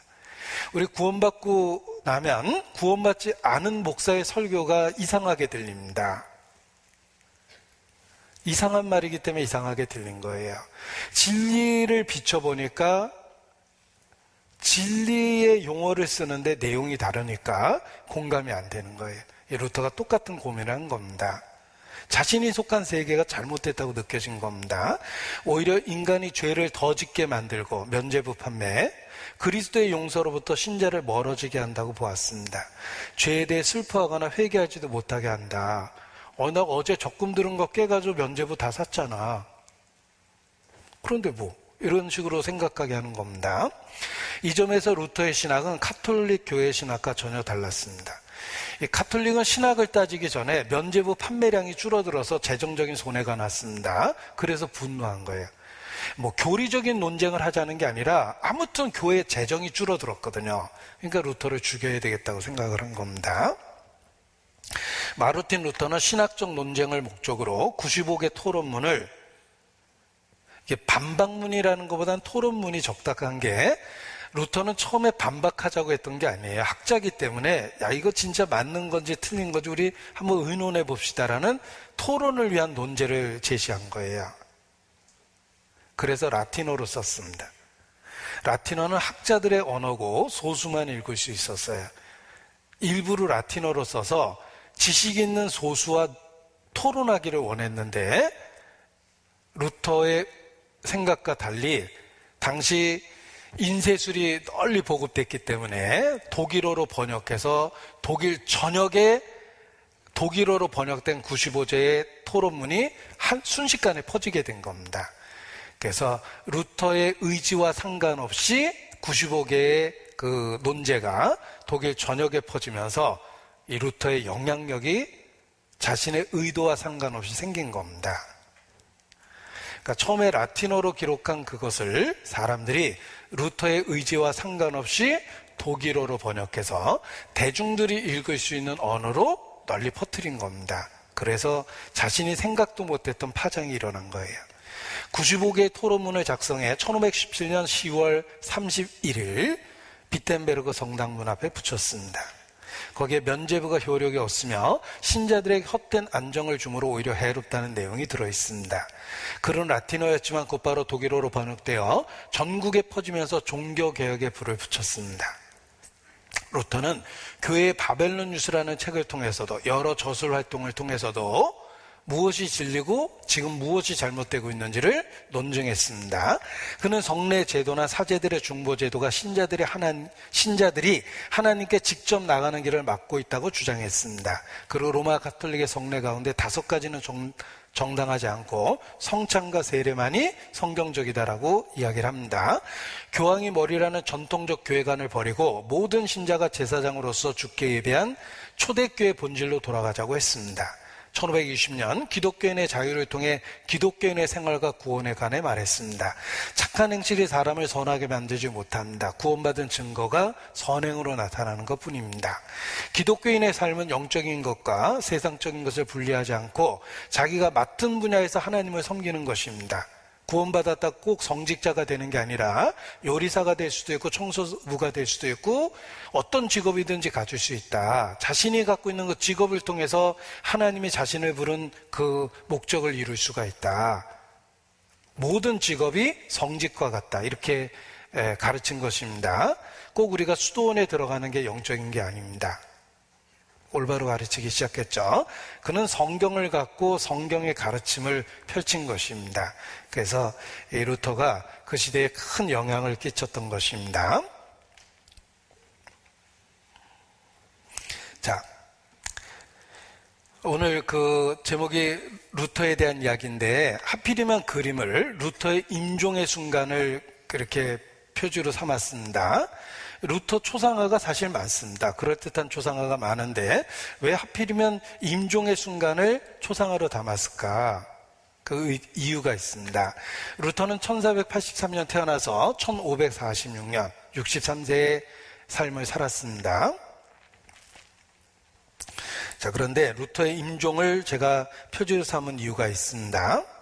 그것은 먼저 보여드리겠습니다. 루터의 임종의 순간을 그림으로 그린 거예요. 이렇게 많은 분들 속에 둘러싸여서 죽음을 맞이하게 되는데 협심증 때문에 오랫동안 고통을 받던 그가 결국은 협심증으로 죽게 됩니다. 가슴 부근에 시급한 압박을 느끼면서 죽음이 가까이 오고 있다는 걸 느꼈어요. 주변에 있는 분도 루터가 이거 오늘 못 넘기겠다고 생각하고 주변 사람들이 다 모여들어서 많은 사람들이 지켜보는 가운데 임종을 맞이했던 것입니다. 이 루터의 보십시오. 이게 루터의 임종 순간이에요. 많은 분들 속에 둘러싸여서 이제 죽음을 맞이하게 되는데 이 하늘을 바라보고 이렇게 죽어가는 루터의 모습이고 이건 실제 데드 마스크라 해서 죽은 순간에 마지막 모습을 석고로 남겨놓은 겁니다. 이게 루터의 무덤이고 아직까지도 그를 기념하고 지금도 많은 사람이 그의 삶을 기억하고 있습니다. 그런데 제가 루터의 마지막 모습을 인용한 이유가 있습니다. 이 성도의 삶도 중요하지만 이 성도의 죽음이 또한 중요하기 때문에 그렇습니다. 새는 죽을 때 울음이 슬프고 사람은 죽을 때 말이 정직합니다. 어떤 죽음의 모습이 진정한 성도의 모습일까라는 생각을 하게 해줍니다. 불신자, 무신론자 그들의 삶을 연구하지 말고 그들의 임종의 순간, 죽음의 순간을 연구해 보십시오.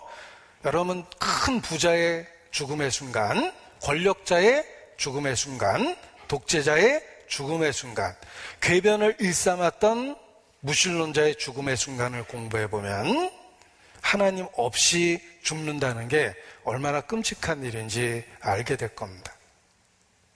칼 막스 공산주의 이론을 통해서 인류에게 큰 혼란을 야기시킨 사람입니다. 공산주의 이론은 기가 막히죠. 이론은 기가 막히지만 그걸 실제 삶에 적용하려고 할 때는 수없이 많은 사람의 삶에 혼란이 일어납니다. 역사가 입증하죠. 그런 궤변을 주장했던 칼 막스 그의 마지막 모습을 아십니까? 그도 추종자들 속에서 죽음을 맞이했는데 그를 존경했던 사람들이 죽는 그에게 물어봅니다. 선생님, 역사에 남을 마지막 얘기를 남겨주십시오. 그때 칼 막스가 죽어가면서 했던 이야기가 역사에 남았습니다. 이렇게 말합니다. 시끄러, 나가. 그러고 죽었답니다. 예. 볼테르, 그는 무신론자, 불가지론자입니다. 평생 성경을 조롱하는 걸 직업처럼 여기고 성경을 조롱하고 살았습니다. 그의 죽음을 지켜본 간호사가 역사에 남긴 말은 다시는 무신론자의 죽음을 보고 싶지 않다. 나는 가장 끔찍한 죽음을 봤다. 죽기 전까지 엄청난 공포 속에서 벌벌벌 떨다 죽었답니다. 사람은 천둥벼락만 쳐도 소스라치게 놀라는데 천둥벼락을 만든 하나님을 만난다는 게 얼마나 큰 공포감을 주겠습니까? 볼테르의 죽음은 역사에 남아 있습니다. 자, 무신론자의 죽음, 그 죽음이 그들의 삶의 주장이 어떤 것이었는지를 우리에게 가르쳐 주는 겁니다. 자, 루터도 수없이 많은 사람들 속에서 죽음을 맞이했습니다. 그때 루터에게 마지막 질문을 합니다. 박사님, 당신이 설교하고 가르쳤던 그리스도의 말씀과 가르침이 사실입니까? 당신이 설교하고 가르쳤던 그 말씀들을 끝까지 지키겠습니까? 이렇게 물어봅니다. 그러니까 당신이 그렇게 평생 가르쳤던 그 내용이 죽는 이 순간에도 정말 사실이고 진실이라고 당신은 믿고 있습니까? 정말 그러한 가르침을 끝까지 붙잡고 죽음을 맞이하겠습니까? 아니면 혹시 죽음 앞에서 잘못된 거라면 이제라도 알려주십시오라는 의도로 그런 마지막 질문을 한 겁니다. 루터가 뭐라고 대답했는지 한번 들어보도록 하겠습니다. 박사님, 당신이 설교하고 가르쳤던 그리스도의 말씀과 가르침을 언제까지나 지키시겠습니까? 루터의 말을 한번 들어보죠. 화면을 보세요. 야, 독일어로 yes. 네. 그의 마지막 말은 야, yes. 네, 그렇습니다 하고 죽은 거예요. 네. 우리가 믿고 있는 진리를 죽음의 그 순간까지 그는 이렇게 고백하고 죽은 겁니다. 이 루터의 삶을 이렇게 묵상하다 보니까 단지 루터의 삶이 아니라 모든 그리스도인이 걷는 그 과정이 그 삶에 잘 드러나 있구나. 그의 삶은 공개되어 있기 때문에 알려져 있습니다. 공개된 그의 삶의 흔적을 통해서 모든 그리스도인이 걸어가는 그 코스를 우리가 동일하게 볼 수 있다는 생각을 했습니다. 그래서 이 루터 때문에 많은 교훈을 받았는데 루터와 관계된 몇 가지 그림을 보여드리겠습니다. 이게 루터의 무덤입니다. 루터가 죽은 곳에서 옮겨와서 비텐베르크 성당 안에 그의 무덤을 이렇게 준비를 했는데 지금도 성당 안에 있습니다. 근데 역사 속에서 루터를 미워한 사람들이 많죠. 왜냐하면 기득권자 카톨릭에 의해서 나라가 운영됐기 때문에 그들은 루터를 미워했습니다. 그래서 루터 시체를 그냥 두지 않고 다 파헤쳐서 불살라버리려고 이렇게 시도를 했답니다. 그 역사적 현장을 그림으로 남긴 겁니다. 그래서 완전히 루터의 시체를 이렇게 파가지고 모욕하기 위해서, 죽은 자까지 모욕하기 위해서 다 파헤쳤다가 결정이 나서 다 파헤친 그 순간에 순간적으로 그 결정권자가 마음을 바꿨대요. 그냥 놔두자. 그러고 덮었답니다. 그래서 아직까지 이렇게 루터 무덤이 있더라고요. 그래서 제 마음에 그런 그 죽는 순간까지 모욕을 당했던 그가 어떤 순간에 하나님이 개입하셔서 마음을 순간적으로 바꿔놓으셨구나, 이런 교훈도 받았습니다. 그래서 무덤 보면서 또 마음의 교훈을 얻었습니다. 자, 루터 아버지와 어머니입니다. 이 루터를 존경했던 그 화가가 루터 주변에 있는 사람 그림을 많이 그려주고 루터를 많이 그림에 남겨뒀기 때문에 생생한 모습이 지금까지 역사에 전해져 오고 있는 겁니다. 그를 존경했던 크라나흐라는 화가가 루터와 관계된 그림을 많이 그렸는데 아버지와 어머니입니다. 우리 루터 낳은 그 부모님이니까 참 자랑스럽죠. 정말 자랑스러울 것 같아요. 범죄자의 부모가 된다는 것은 부모로서 최고의 슬픔일 겁니다. 역사 속에서 제일 불행하고 슬픈 사람은 가룟 유다의 부모라고 저는 생각해요. 자, 그런데 하나님의 사람인 루터, 그의 부모님은 정말 자랑스러울 거라고 생각합니다. 이 아버지 한스 루터는 어린 시절부터 루터를 법률가로 키우기 위해서 많은 그 노력을 했답니다. 그래서 루터를 어린 시절부터 공부를 오랫동안 시켰고, 그리고 또 독실한 그 신앙인이었답니다. 내 아들이 주의 이름을 기억하고 장차 진리 안에서 합당한 인물이 될 수 있게 해주십시오라고 기도했는데, 그 기도를 아들이 기억할 정도로 늘 자주 기도를 했답니다. 그리고 루터는 그 기도의 응답을 받은 거예요. 정말 하나님의 사람이 됐습니다. 이 루터 부모가 어린 시절부터 루터를 이렇게 교육받을 수 있도록 기회를 만들어주고, 그리고 이 아버지 한스 루터는 어린 그 루터를 위해서 평생 기도했다, 이렇게 알려져 있습니다. 그리고 이 루터 삶 속에 정말 하나님이 함께 하셨다라는 그런 흔적들을 많이 볼 수 있습니다. 루터가 이 어린 시절 여기 모습을 형상화한 것인데, 먼 곳으로 이렇게 이주돼서 일종의 유학생활처럼 하숙을 하면서 공부를 했답니다. 그래서 어린 시절 루터의 모습이라고 그러는데, 이 루터가 그 집까지 먼 길을 이렇게 오랜만에 집을 방문하기 위해서 걸어오게 되면은, 당시에 노상에서 강도가 많기 때문에 호신용 칼을 갖고 다녔답니다. 그래서 칼을 들고만 있어도 이 강도가 포기하고 자리를 피하기 때문에 호신용 칼을 이렇게 들고 다녔는데, 이 칼을 부주의하게 다루다가 자신이 갖고 있는 칼에 스스로 찔렸답니다. 그런데 그 우연한 사고처럼 보였지만 동맥이 잘려지면서 사람이 없는 곳에서 중태에 빠집니다. 출혈로 인해서. 우연히 지나가게 된 사람이 목격하고 도와주게 되는데, 그 우연히 지나가게 됐던 사람이 외과 의사였답니다. 우연이 아니죠. 그래서 어린 루터가 큰 위기 속에 있을 때 우연히 지나가던 의사를 만나서 도움을 얻어서 구사일생으로 응급조치를 하게 되고 이렇게 살아나게 됩니다. 그리고 크게 다쳤기 때문에 오랜 동안 투병 생활을 했는데, 그 투병 생활의 지루함을 이기기 위해서 병상의 옆에 있었던 라우테라는 그 오래된 악기를 이렇게 배울 수 있는 기회가 생겼답니다. 그래서 루터가 병상 생활 중에 음악에 익숙해졌어요. 그래서 가르칠 때 음악을 사용해서 하나님의 영광을 나타내게 됩니다. 오늘 찬양대가 불렀던 그 찬송이 루터가 작곡, 작사한 노래예요. 그래서 이 루터의 삶을 추적해 보니까 이 루터가 다뤘던 라우테라는 그 악기입니다. 그리고 가족들 앞에서 연주하고 있는 모습인데, 루터의 일상과 같았다, 이렇게 되어 있습니다. 이 루터가 그 불의의 사고를 당했을 때 우연히 만난 사람이 외과 의사였습니다.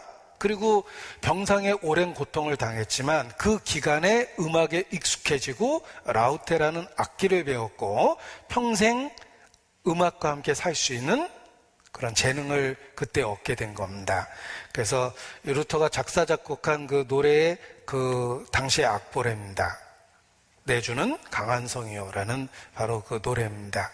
그래서 이 찬송이 이 루터 삶 속에 큰 위로가 됐는데 바로 그때 배웠다고 알려져 있습니다.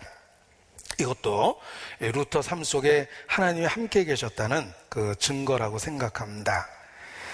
그리고 죄와 치열한 영적 전쟁을 했지만 결국 그 죄 때문에 인간의 연약함, 무능함, 그리스도를 절대적으로 의지해야 된다는 필요성을 발견을 하고 구원에 이르게 된 것입니다.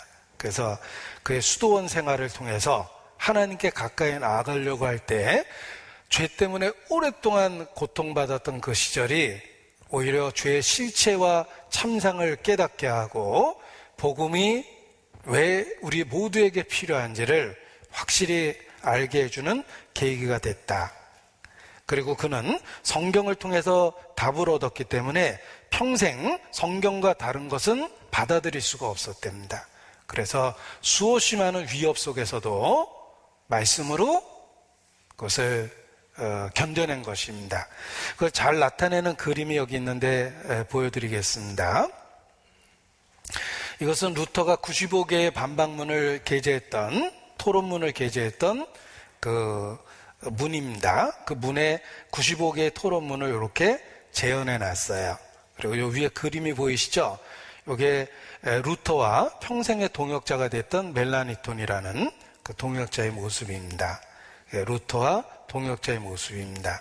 멜라니톤은 헬라어에 능한 학자로서 루터에게 학문적인 도움을 주고, 루터는 성경을 늘 손에 들고 말씀 때문에 타협할 수가 없었다라고 이야기합니다. 루터와 동역자 멜라니톤의 모습입니다.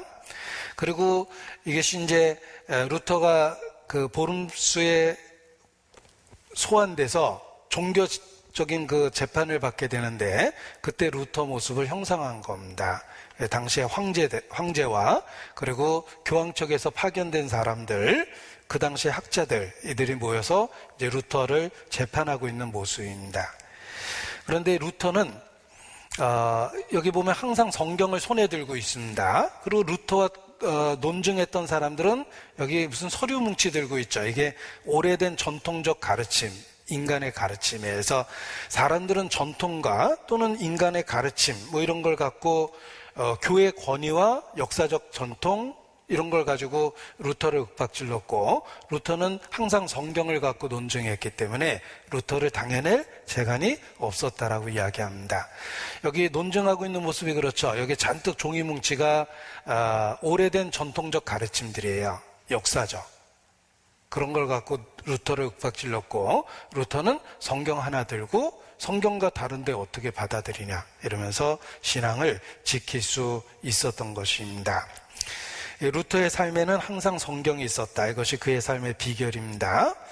교황청에서 파견한 추기경 카이타는 교회의 권위와 역사를 고증하고 루터에게 큰 소리로 화를 내고 그를 억누르고 위협하고 그런 논지로 루터를 계속 윽박질렀답니다. 그런데 루터는 끊임없이 성경을 인용하면서 자신의 주장을 변호했다, 이렇게 이야기합니다. 그 당시에 루터에게 가장 큰 적이 됐던 사람이 루터의 친구였던 요한 에크입니다. 원래 친구였는데 루터와 등을 지고 루터를 평생 괴롭혔던 그 변증가입니다. 그는 폭포 같은 달변과 천재적인 기억력을 갖고 있는 전문적인 논쟁을 하는 그런 그 변론가였답니다. 그래서 독서를 하면서도 그럴듯하게 들리게 하고 모든 잘못이 상대방에게 있는 것처럼 논리를 끌어내는 기가 막힌 재주가 있었답니다. 그래서 끊임없이 루터를 공격하고 루터가 역사 속의 이단 후스와 같은 파다, 이렇게 끊임없이 매도했답니다. 그런데 제가 요한 에크라는 그 루터의 대적자를 소개한 이유는 지금도 진리를 대적하는 사람들이 동일한 방법을 취하고 있기 때문입니다. 그들은 역사적인 전통이나 전승을 갖고 근거로 삼거나 위협적이고 그런 말들을 합니다. 그리고 거짓을 그럴듯하게 들리게 하고, 그리고 인격을 살해하는 그런 강한 표현을 씁니다. 그래서 이렇게 이단으로 몰아가죠. 뭐 그런 논리가 너무 비슷해 보여서 제가 그 표현을 그대로 인용해 봤습니다. 이게 여러 번 불려다녔는데 그의 동역자 멜라니톤에게 이 루터가 자신의 각오를 글로 남겨놨는데 그것을 좀 소개해 드리겠습니다. 동역자 멜라니톤에게 했던 루터의 말입니다. 옳은 것을 따라 학생들을 가르치고 명확한 것을 따라 행하는 것을 평생의 철칙으로 지키는 사람이 되어야 합니다. 이제 나는 진리 안에서 말했던 것을 철회하느니 차라리 죽는 것이 낫다고 생각합니다. 그것이 하나님의 뜻이라면 나를 희생할 각오도 되어 있습니다. 이러면서 끊임없이 종교재판에 불려다녔던 거예요. 이제 종교재판에서 그 루터가 논증하고 있는 마지막 변론인데, 네가 한 말을 취소하라 라는 그 마지막 기회를 주었을 때 이 루터가 보름스에서 했던 말입니다. 여기 보름스에 있는 그 역사적인 장소인데 제가 서 있으니까 굉장히 성가시죠. 여기 루터 신발입니다. 이 보름스에서 루터가 마지막으로 했던 말입니다. 지존하신 폐하와 고귀하신 왕후제께서 본인에게 간단하고 명료하고 확실한 답변을 요구하셨습니다. 취소해라. 간단하게 요구했거든요. 이제 본인이 대답하겠습니다. 본인은 본인의 신앙을 교황이나 의회에 굴복시킬 수 없습니다. 성경의 증언과 가장 분명한 논리로서 본인을 설복시킬 수 없는 한, 하나님의 말씀으로 본인의 양심을 굴복시킬 수 없는 한 본인은 취소할 수도 없고 취소하지도 않겠습니다. 왜냐하면 그리스도인이 자기의 양심을 거스려 말하는 것은 안전하지 못하기 때문입니다. 내가 여기 섰나이다. 하나님, 나를 도와주옵소서. 아멘. 이게 이제 루터의 마지막 그 대답이었습니다. 주여, 내가 여기 섰나이다. 하나님, 나를 도와주시옵소서. 이 말이 역사 속에 널리 알려져 있는데, 죽음을 각오한 그런 루터의 용기, 그의 침착한 태도, 그리고 상대방의 위협적인 논리, 그리고 분명히 잘못된 것을 그럴듯하게 표현하는 말들을 들으면서 주변에 있는 사람들은 루터에게 엄청난 감동을 받았고, 심지어는 루터의 대적자들조차도 루터의 모습 속에서 큰 그 감동을 받았답니다. 그 감동을 받은 사람 중에 하나가 당시의 선제후였던 프리드리히입니다. 그 프리드리히라는 제후가 루터의 모습 속에서 감동을 받고, 그는 비록 카톨릭에 소속돼 있었으나 평생 루터를 지켜주겠다고 결심을 하게 됩니다. 그리고 루터가 살해될 위기에 처했을 때 기사들을 보내서 납치하는 형식으로 보호합니다. 그래서 성에 이렇게 오랫동안 그 신분을 위장하고 숨어 있을 수 있도록 프리드리히가 도와줍니다. 이 루터의 담대한 모습 속에서 비록 카톨릭에 소속되었던 프리드리히 제후였지만 이 루터를 지켜주게 되는 것입니다. 그 루터가 성에 갇혀서 보호를 받았는데 이게 그 성입니다. 여기 성문을 올려버리면 난공불락의 요새이기 때문에 철저하게 신분을 위장해서 여기 숨어 있었답니다. 이 좁은 복도에서 왔다 갔다 하면서 오랫동안 숨어 있었던 거예요. 여기가 그 성입니다. 이 루터가 그 머물렀던 그 방이고, 루터가 사용했던 책상이고, 요게 그 시대의 난방기구고 그렇습니다. 그런데 요 루터가 요 얼마나 좁은 곳에서 오랫동안 있었는지 이렇게 느낄 수 있었는데, 루터는 거기에 갇혀 있으면서 그 답답함을 성경을 독일어로 번역해야 되겠다고 생각하고, 그 답답함을 오히려 성경을 독일어로 번역하는데 다 사용을 합니다. 그래서 11주 만에, 제가 날짜 보고 정말 큰 교훈을 받았어요. 11주 만에 신약 성경을 독일어로 번역을 합니다.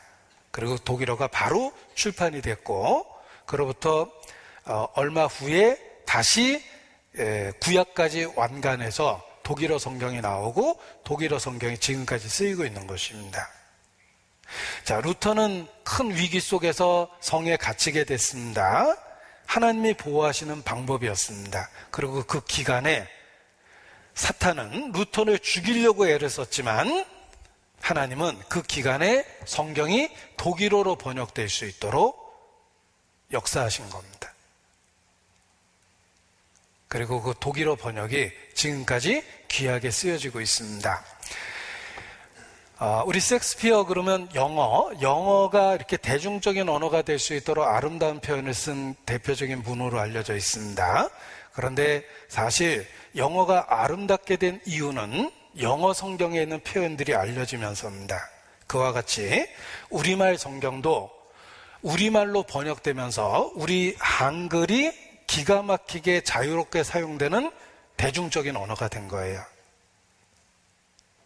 그게 성경이 한글로 번역되면서 이루어진 일입니다. 독일어로 성경이 번역되면서 독일말이 자유로운 언어처럼 쓰여진 거예요, 표현이. 성경이 그 나라 언어로 번역될 때 그 나라 언어가 문법적으로 다듬어지고 대중적인 언어로 탈바꿈합니다. 그런데 우리는 셰익스피어가 위대하다고 이야기하지, 성경을 영어로 번역한 사람은 누군지도 모르고 있죠. 예. 오히려 그들은 처음에 번역자들은 순교당했습니다. 이게 세상 역사입니다. 그런데 하나님 앞에 가면 그 큰 일을 한 하나님의 사람들의 영광이 그대로 있을 겁니다. 이 루터는 고난을 받았지만 그 고난을 통해서 오히려 더 하나님의 영광을 나타낸 것입니다. 루터와 관련한 교훈적인 이야기가 있습니다. 당시에 청어가 대중적인 음식으로 큰 인기를 끌었습니다. 바닷속에 있는 청어가 육지까지 보급이 되기 위해서는 이 청어를 싱싱한 상태로 이송을 해야 되는데 많이 죽어버렸답니다. 그래서 청어값이 비쌀 수밖에 없었는데 한 사람이 기가 막히게 싱싱한 청어를 싼 가격에 보급하기 시작했습니다. 비결을 알게 됐습니다. 그 비결을 공개했는데 청어를 이송할 때 거기다가 청어의 천적인 바다메기를 몇 마리 넣어놓는답니다. 그러면 그 바다메기가 청어를 잡아먹기 위해서 막 돌아다니고 몇 마리 잡아먹히지만 나머지 청어들은 살기 위해서 부지런히 움직인답니다.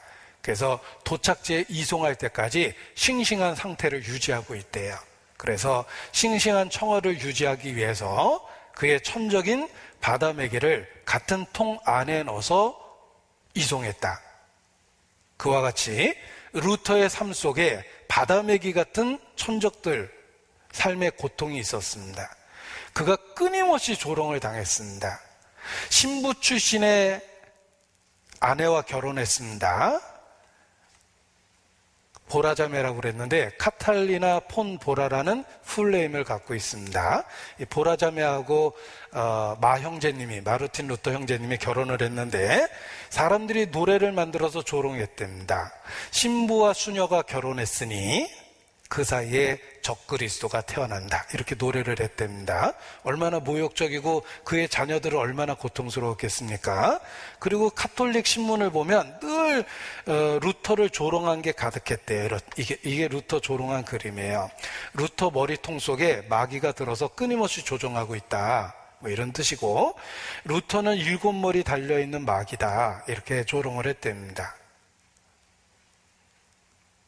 그런데 그런 그 조롱과 비웃음이 오히려 루터가 더 하나님의 말씀을 파고들을 수 있는 계기가 됐다라고 이야기합니다. 왜냐하면 혹시 내가 잘못 가르쳐서 수없이 많은 사람들이 잘못된다면 그 책임을 어떻게 지겠는가 하면서 성경을 더 열심히 살펴봤답니다.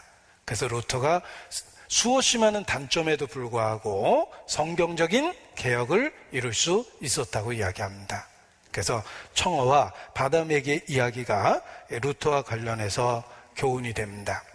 루터는 63세에 죽었습니다. 1521년경부터 불면증에 시들렸고 평생 담석증으로 고생했으며 병명을 알 수 없는 원인에 의해서 늘 고통을 받았고 귀염증으로 귀가 늘 아팠고 늙어가면서는 협심증을 알게 돼서 수시로 가슴에 통증을 느끼다가 결국은 협심증으로 죽었다고 이야기합니다. 온갖 질병을 다 겪었는데 그래서 평생 하나님의 사랑으로 오히려 살 수 있었다라고 이야기합니다. 그래서 고난 중에 살았습니다. 6자녀를 두었지만 2자녀가 죽었어요. 자녀의 죽음도 받고 게다가 하나는 어렸을 때 죽어서 충격이 좀 적었는데 또 하나의 넷째 딸은 가장 사랑했던 넷째 딸은 그의 동역자가 그림으로까지 그려줬거든요. 13살 때 죽었답니다. 엄청 큰 충격을 받았대요. 평생 개인적으로는 고통도 있었고 어려움도 있었지만 결국은 그로 인해서 하나님의 사랑 루터가 만들어져 갔다 이렇게 이야기합니다. 그래서 루터의 삶의 흔적을 보면서 당시의 루터만의 이야기가 아니라 우리 시대 우리 가운데 역사하시는 하나님의 모습을 볼 수 있어서 교훈이 됐습니다. 그리고 또 하나 소개해드리고 싶은 내용이 있습니다. 이거는 공익 광고입니다. 쓰레기는 쓰레기통에 풋인 넣어주세요. 네, 공익 광고입니다. 묵상하지 마세요. 뭐 봤는지. 이것은 전형적인 성당의 그 구조도입니다. 이 성당은 입구가 있고, 그리고 입구 쪽으로 쭉 직사각형의 모양을 가지며 이제 이렇게 그 청중들이 앉는 좌석이 있고 앞에 제단이 있어요. 그리고 설교자는 옆에 서서 설교하게 돼 있고, 이건 꾸며놓은 제단입니다. 이 앞쪽을 비싼 것을 투자해서, 예를 들면 모자이크 같이 엄청난 그 돈을 투자해서 그림으로 장식한다든지 조각으로 장식한다든지 이렇게 하게 됩니다. 이게 이제 전형적인 제단의 모습이거든요. 그래서 여기 이렇게 그림을 그리고 성경과 관련된 그림을 그리고 하나하나를 이렇게 꾸며놓게 되는데, 이제 이런 그 교회당을 꾸미는, 성당을 꾸미는 모습 때문에 루터 시대에도 비록 개신교화됐지만 그 앞에 제단의 핵심적인 내용을 그림으로 그려서 가난했기 때문에 조각으로 꾸밀 수는 없었고 모자이크도 할 수 없었기 때문에 그림을 그려서 핵심적인 내용을 제단을 꾸몄답니다. 이게 제단화라고 알려져 있는데, 루터 시대의 제단화는 복음의 내용을 담고 있다는 거예요. 이게 제단화 중에 하나라고 그랬죠. 다양한 청중들의 중심 속에 그리스도가 있고 설교자는 성경을 근거로 그리스도를 증거해야 된다라는 핵심을 담아놓은 겁니다. 이런 내용이 이제 제단화인데, 이 당시에 제단화가 이렇게 생겼습니다. 큰 그림입니다. 그 중에 하나를 소개해 드리려고 합니다. 루터의 동역자였던 크라나흐가 그린 제단화인데, 이 제단화가 마음에 참 교훈이 돼서 소개를 해 드리려고 합니다. 큰 그림입니다. 자, 십자가는 하늘에 닿아 있습니다. 그리고 예수님 피가 가슴에 나와서 그림을 망쳐놓은 것처럼 보이시지만 피가 쭉 이 사람 머리 위에 떨어지고 있어요. 화가입니다. 자기의 얼굴을 그려놓은 거예요. 그리스도의 피는 당신도 이 자리에 있어야 된다라는 뜻에서 이 사람의 시선이 여기 있는 다양한 사람들의 시선과 비교해보면 앞을 보고 눈을 마주쳐요. 당신이 있어야 될 자리입니다. 이런 뜻입니다. 그리스도의 피는 당신이 있어야 될 자리에 쏟아지고 있다, 이런 뜻이에요. 요 옆에 있는 사람은 세례 요한이고, 여기 루터가 손에 성경을 두고 예수님을 증거하고 있고, 그리고 여기 노뱀의 모습이 있고, 복음을 전하는 양떼들에게, 목자들에게 복음을 전하는 천사의 모습과 에덴 동산에서 쫓겨나는 아담의 모습, 그리고 율법의 의미, 어린 양 예수 그리스도, 그리고 사탄의 권세를 박살내는 예수님의 모습, 이런 걸 핵심적인 내용을 제단의 그림으로 그려놓은 겁니다. 그런데 하나하나 살펴보면 정말 교훈이 됩니다. 이 그림을 그린 사람은 루터의 동역자로 알려진 크라나흐입니다. 당시에 유명한 화가입니다. 비텐베르크 시장까지 되었던 화가인데 그의 이제 형상이고 많은 루터의 그림을 그렸습니다. 이게 이제 제단의 모습이고 제단화의 모습입니다. 여기 요 옆에 가족들이 있는데 이 가족들이 누구냐면 루터를 보호했던 제후 프리드리 가족이에요. 그래서 그 부부, 그 자녀들, 그 프리드리가 루터를 보호했기 때문에 이 화가가 그림을 양옆에 그려준 거예요. 그리고 그 그림의 내용을 보면 설명해 드린 것처럼 여기 아담이 쫓겨나는 모습이 있고, 죄와 사망에 의해서 죄짓고 쫓겨나는 모습이 있고, 여기 율법의 모습이 있고, 율법의 대행자가 된 것이 관리들이다, 이런 뜻입니다. 그리고 예수님 가슴에서 피가 쭉 나와서 화가의 머리 위에 떨어지고 있는데 시선이 정면을 향하고 있죠. 당신도 이 자리에 있어야 됩니다, 이런 뜻입니다. 그리고 여기 노뱀의 모습이 있어서 예수님의 십자가의 의미를 설명해주고, 예수님이 투명한 창으로 사탄 마귀를 박살내고 있는 모습인데 왜 투명한 창일까? 보이지 않는 성령의 능력이다, 이런 의미를 갖고 있습니다. 그래서 투명한 창을 들고 있는 예수님의 모습. 그리고 루터는 성경을 펼쳐서 성경을 가르치고 있는데 어떤 성경을 가르치고 있을까 궁금하시죠? 정답을 아시면 관제엽서에 적으셔서 전주교회로 보내시면 답을 알려드리겠습니다. 답이 무엇이냐면, 여기에 시선은 화가와 예수님이 시선을 정면을 향하고 있어요. 당신은 주님과 눈을 마주쳐야 되고, 그리고 당신도 이 자리에 있어야 됩니다, 라는 뜻에서 일부러 시선을 정면으로 처리했다, 이렇게 알려져 있습니다. 루터가 가리키고 있는 성경이 무엇일까? 여기 확인해 봤습니다. 히브리서 4장 16절 돕는 은혜를 얻게 하여 은혜의 보좌 앞에 담대히 나가자. 오직 은혜. 요한일서 1장 7절 그 아들 예수의 피가 우리를 모든 죄에서 깨끗하게 하실 것이요 오직 그리스도. 요한복음 3장 14절로 15절 이는 저를 믿는 자마다 영생을 얻게 하려 하심이라. 오직 믿음으로. 이게 이제 핵심적인 진리를 루터가 이렇게 가르치고 있는 모습입니다. 그래서 이 루터의 시대에 그려진 그림을 통해서도 루터가 진리를 발견하고 무엇을 강조하고 가르쳤는지를 알 수가 있습니다. 자, 오늘 시간은 됐지만 제가 마지막 소식 하나를 꼭 전해드리고 싶습니다. 제가 교회 역사를, 우리 교회 역사를 오래전부터 공부했습니다. 누가 우리에게 복음을 전해주었는가를 오래전부터 공부하면서 저에게 전도해준 선교단체가 영국에 있는 WEC, 월드 와이드 이벤젤리즘 포 크루세이드라는 선교단체의 선교사님이 전해주었고, 미국에 있는 TEAM, T-E-A-M, 그게 약자거든요. The Evangelism Alliance Mission인가 했던 TEM이라는 팀 선교부의 선교사들, 그리고 초기 브레든 처치의 설교자들, 이런 분들이 이제 처음에 우리에게 복음을 전해줬던 선교사님입니다. 그 중에 초기에 복음을 전해주었던 18년 동안이나 우리와 함께 있었던 선교사님에 대한 기억을 갖고 있는데, 이제 그분이 18년 동안 한국에서 복음을 전해주시면서 우리 모임 초기에 이렇게 많은 분들이 구원받을 수 있었습니다. 네덜란드 분인데, 클라스 케이스라는 우리나라 이름으로 길기수라는 그 이름을 갖고 계신 분입니다. 그분 소식을 이번 독일 선교 때 들었습니다. 작년 1월 20일 네덜란드에서 소천하셨답니다.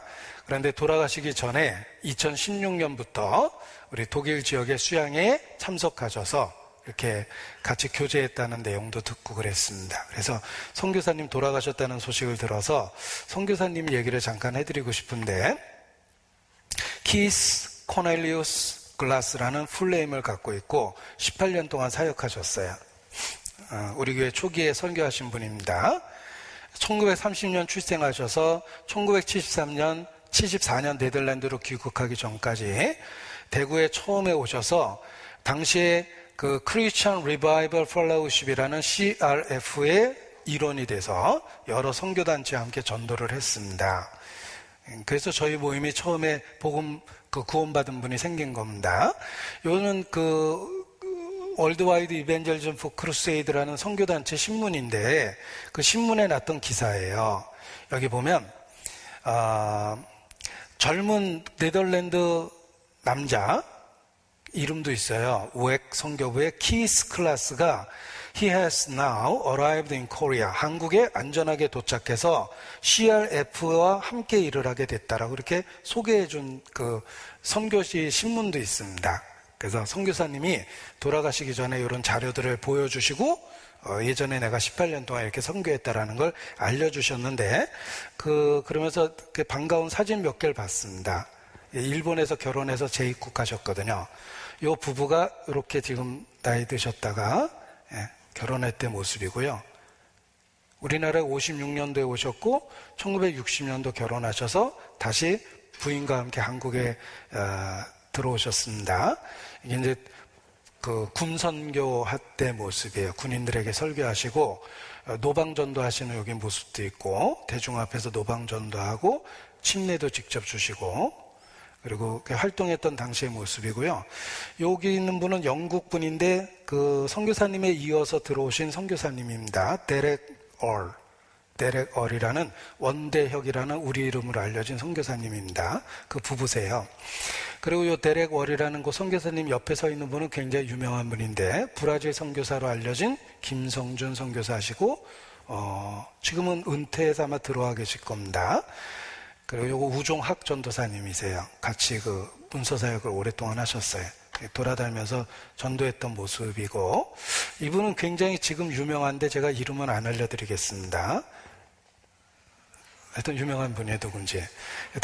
여기 선교사님 계시고 우종학 전도사님 계시고, 당시 이렇게 선교 활동하셨던 때 모습인데, 여기 갓난 아기가 우성은 목사님이십니다. 예.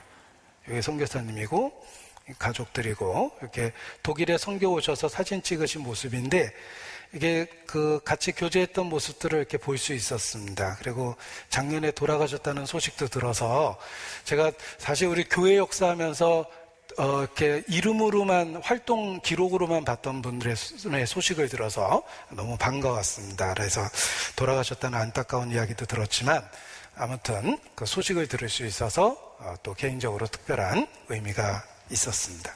같이 기도하시겠습니다. 거룩하신 아버지 하나님, 소망 없었던 저희를 구원해 주시고 오늘까지 지켜주시는 것 감사를 드립니다. 우리 모두 이 시대에 마르틴 루터처럼 믿음의 증인으로 살 수 있도록 우리 모두를 귀하게 사용해 주시기를 주님께 기도합니다. 주께 의지합니다. 고마우신 예수님 이름으로 기도합니다. 아멘.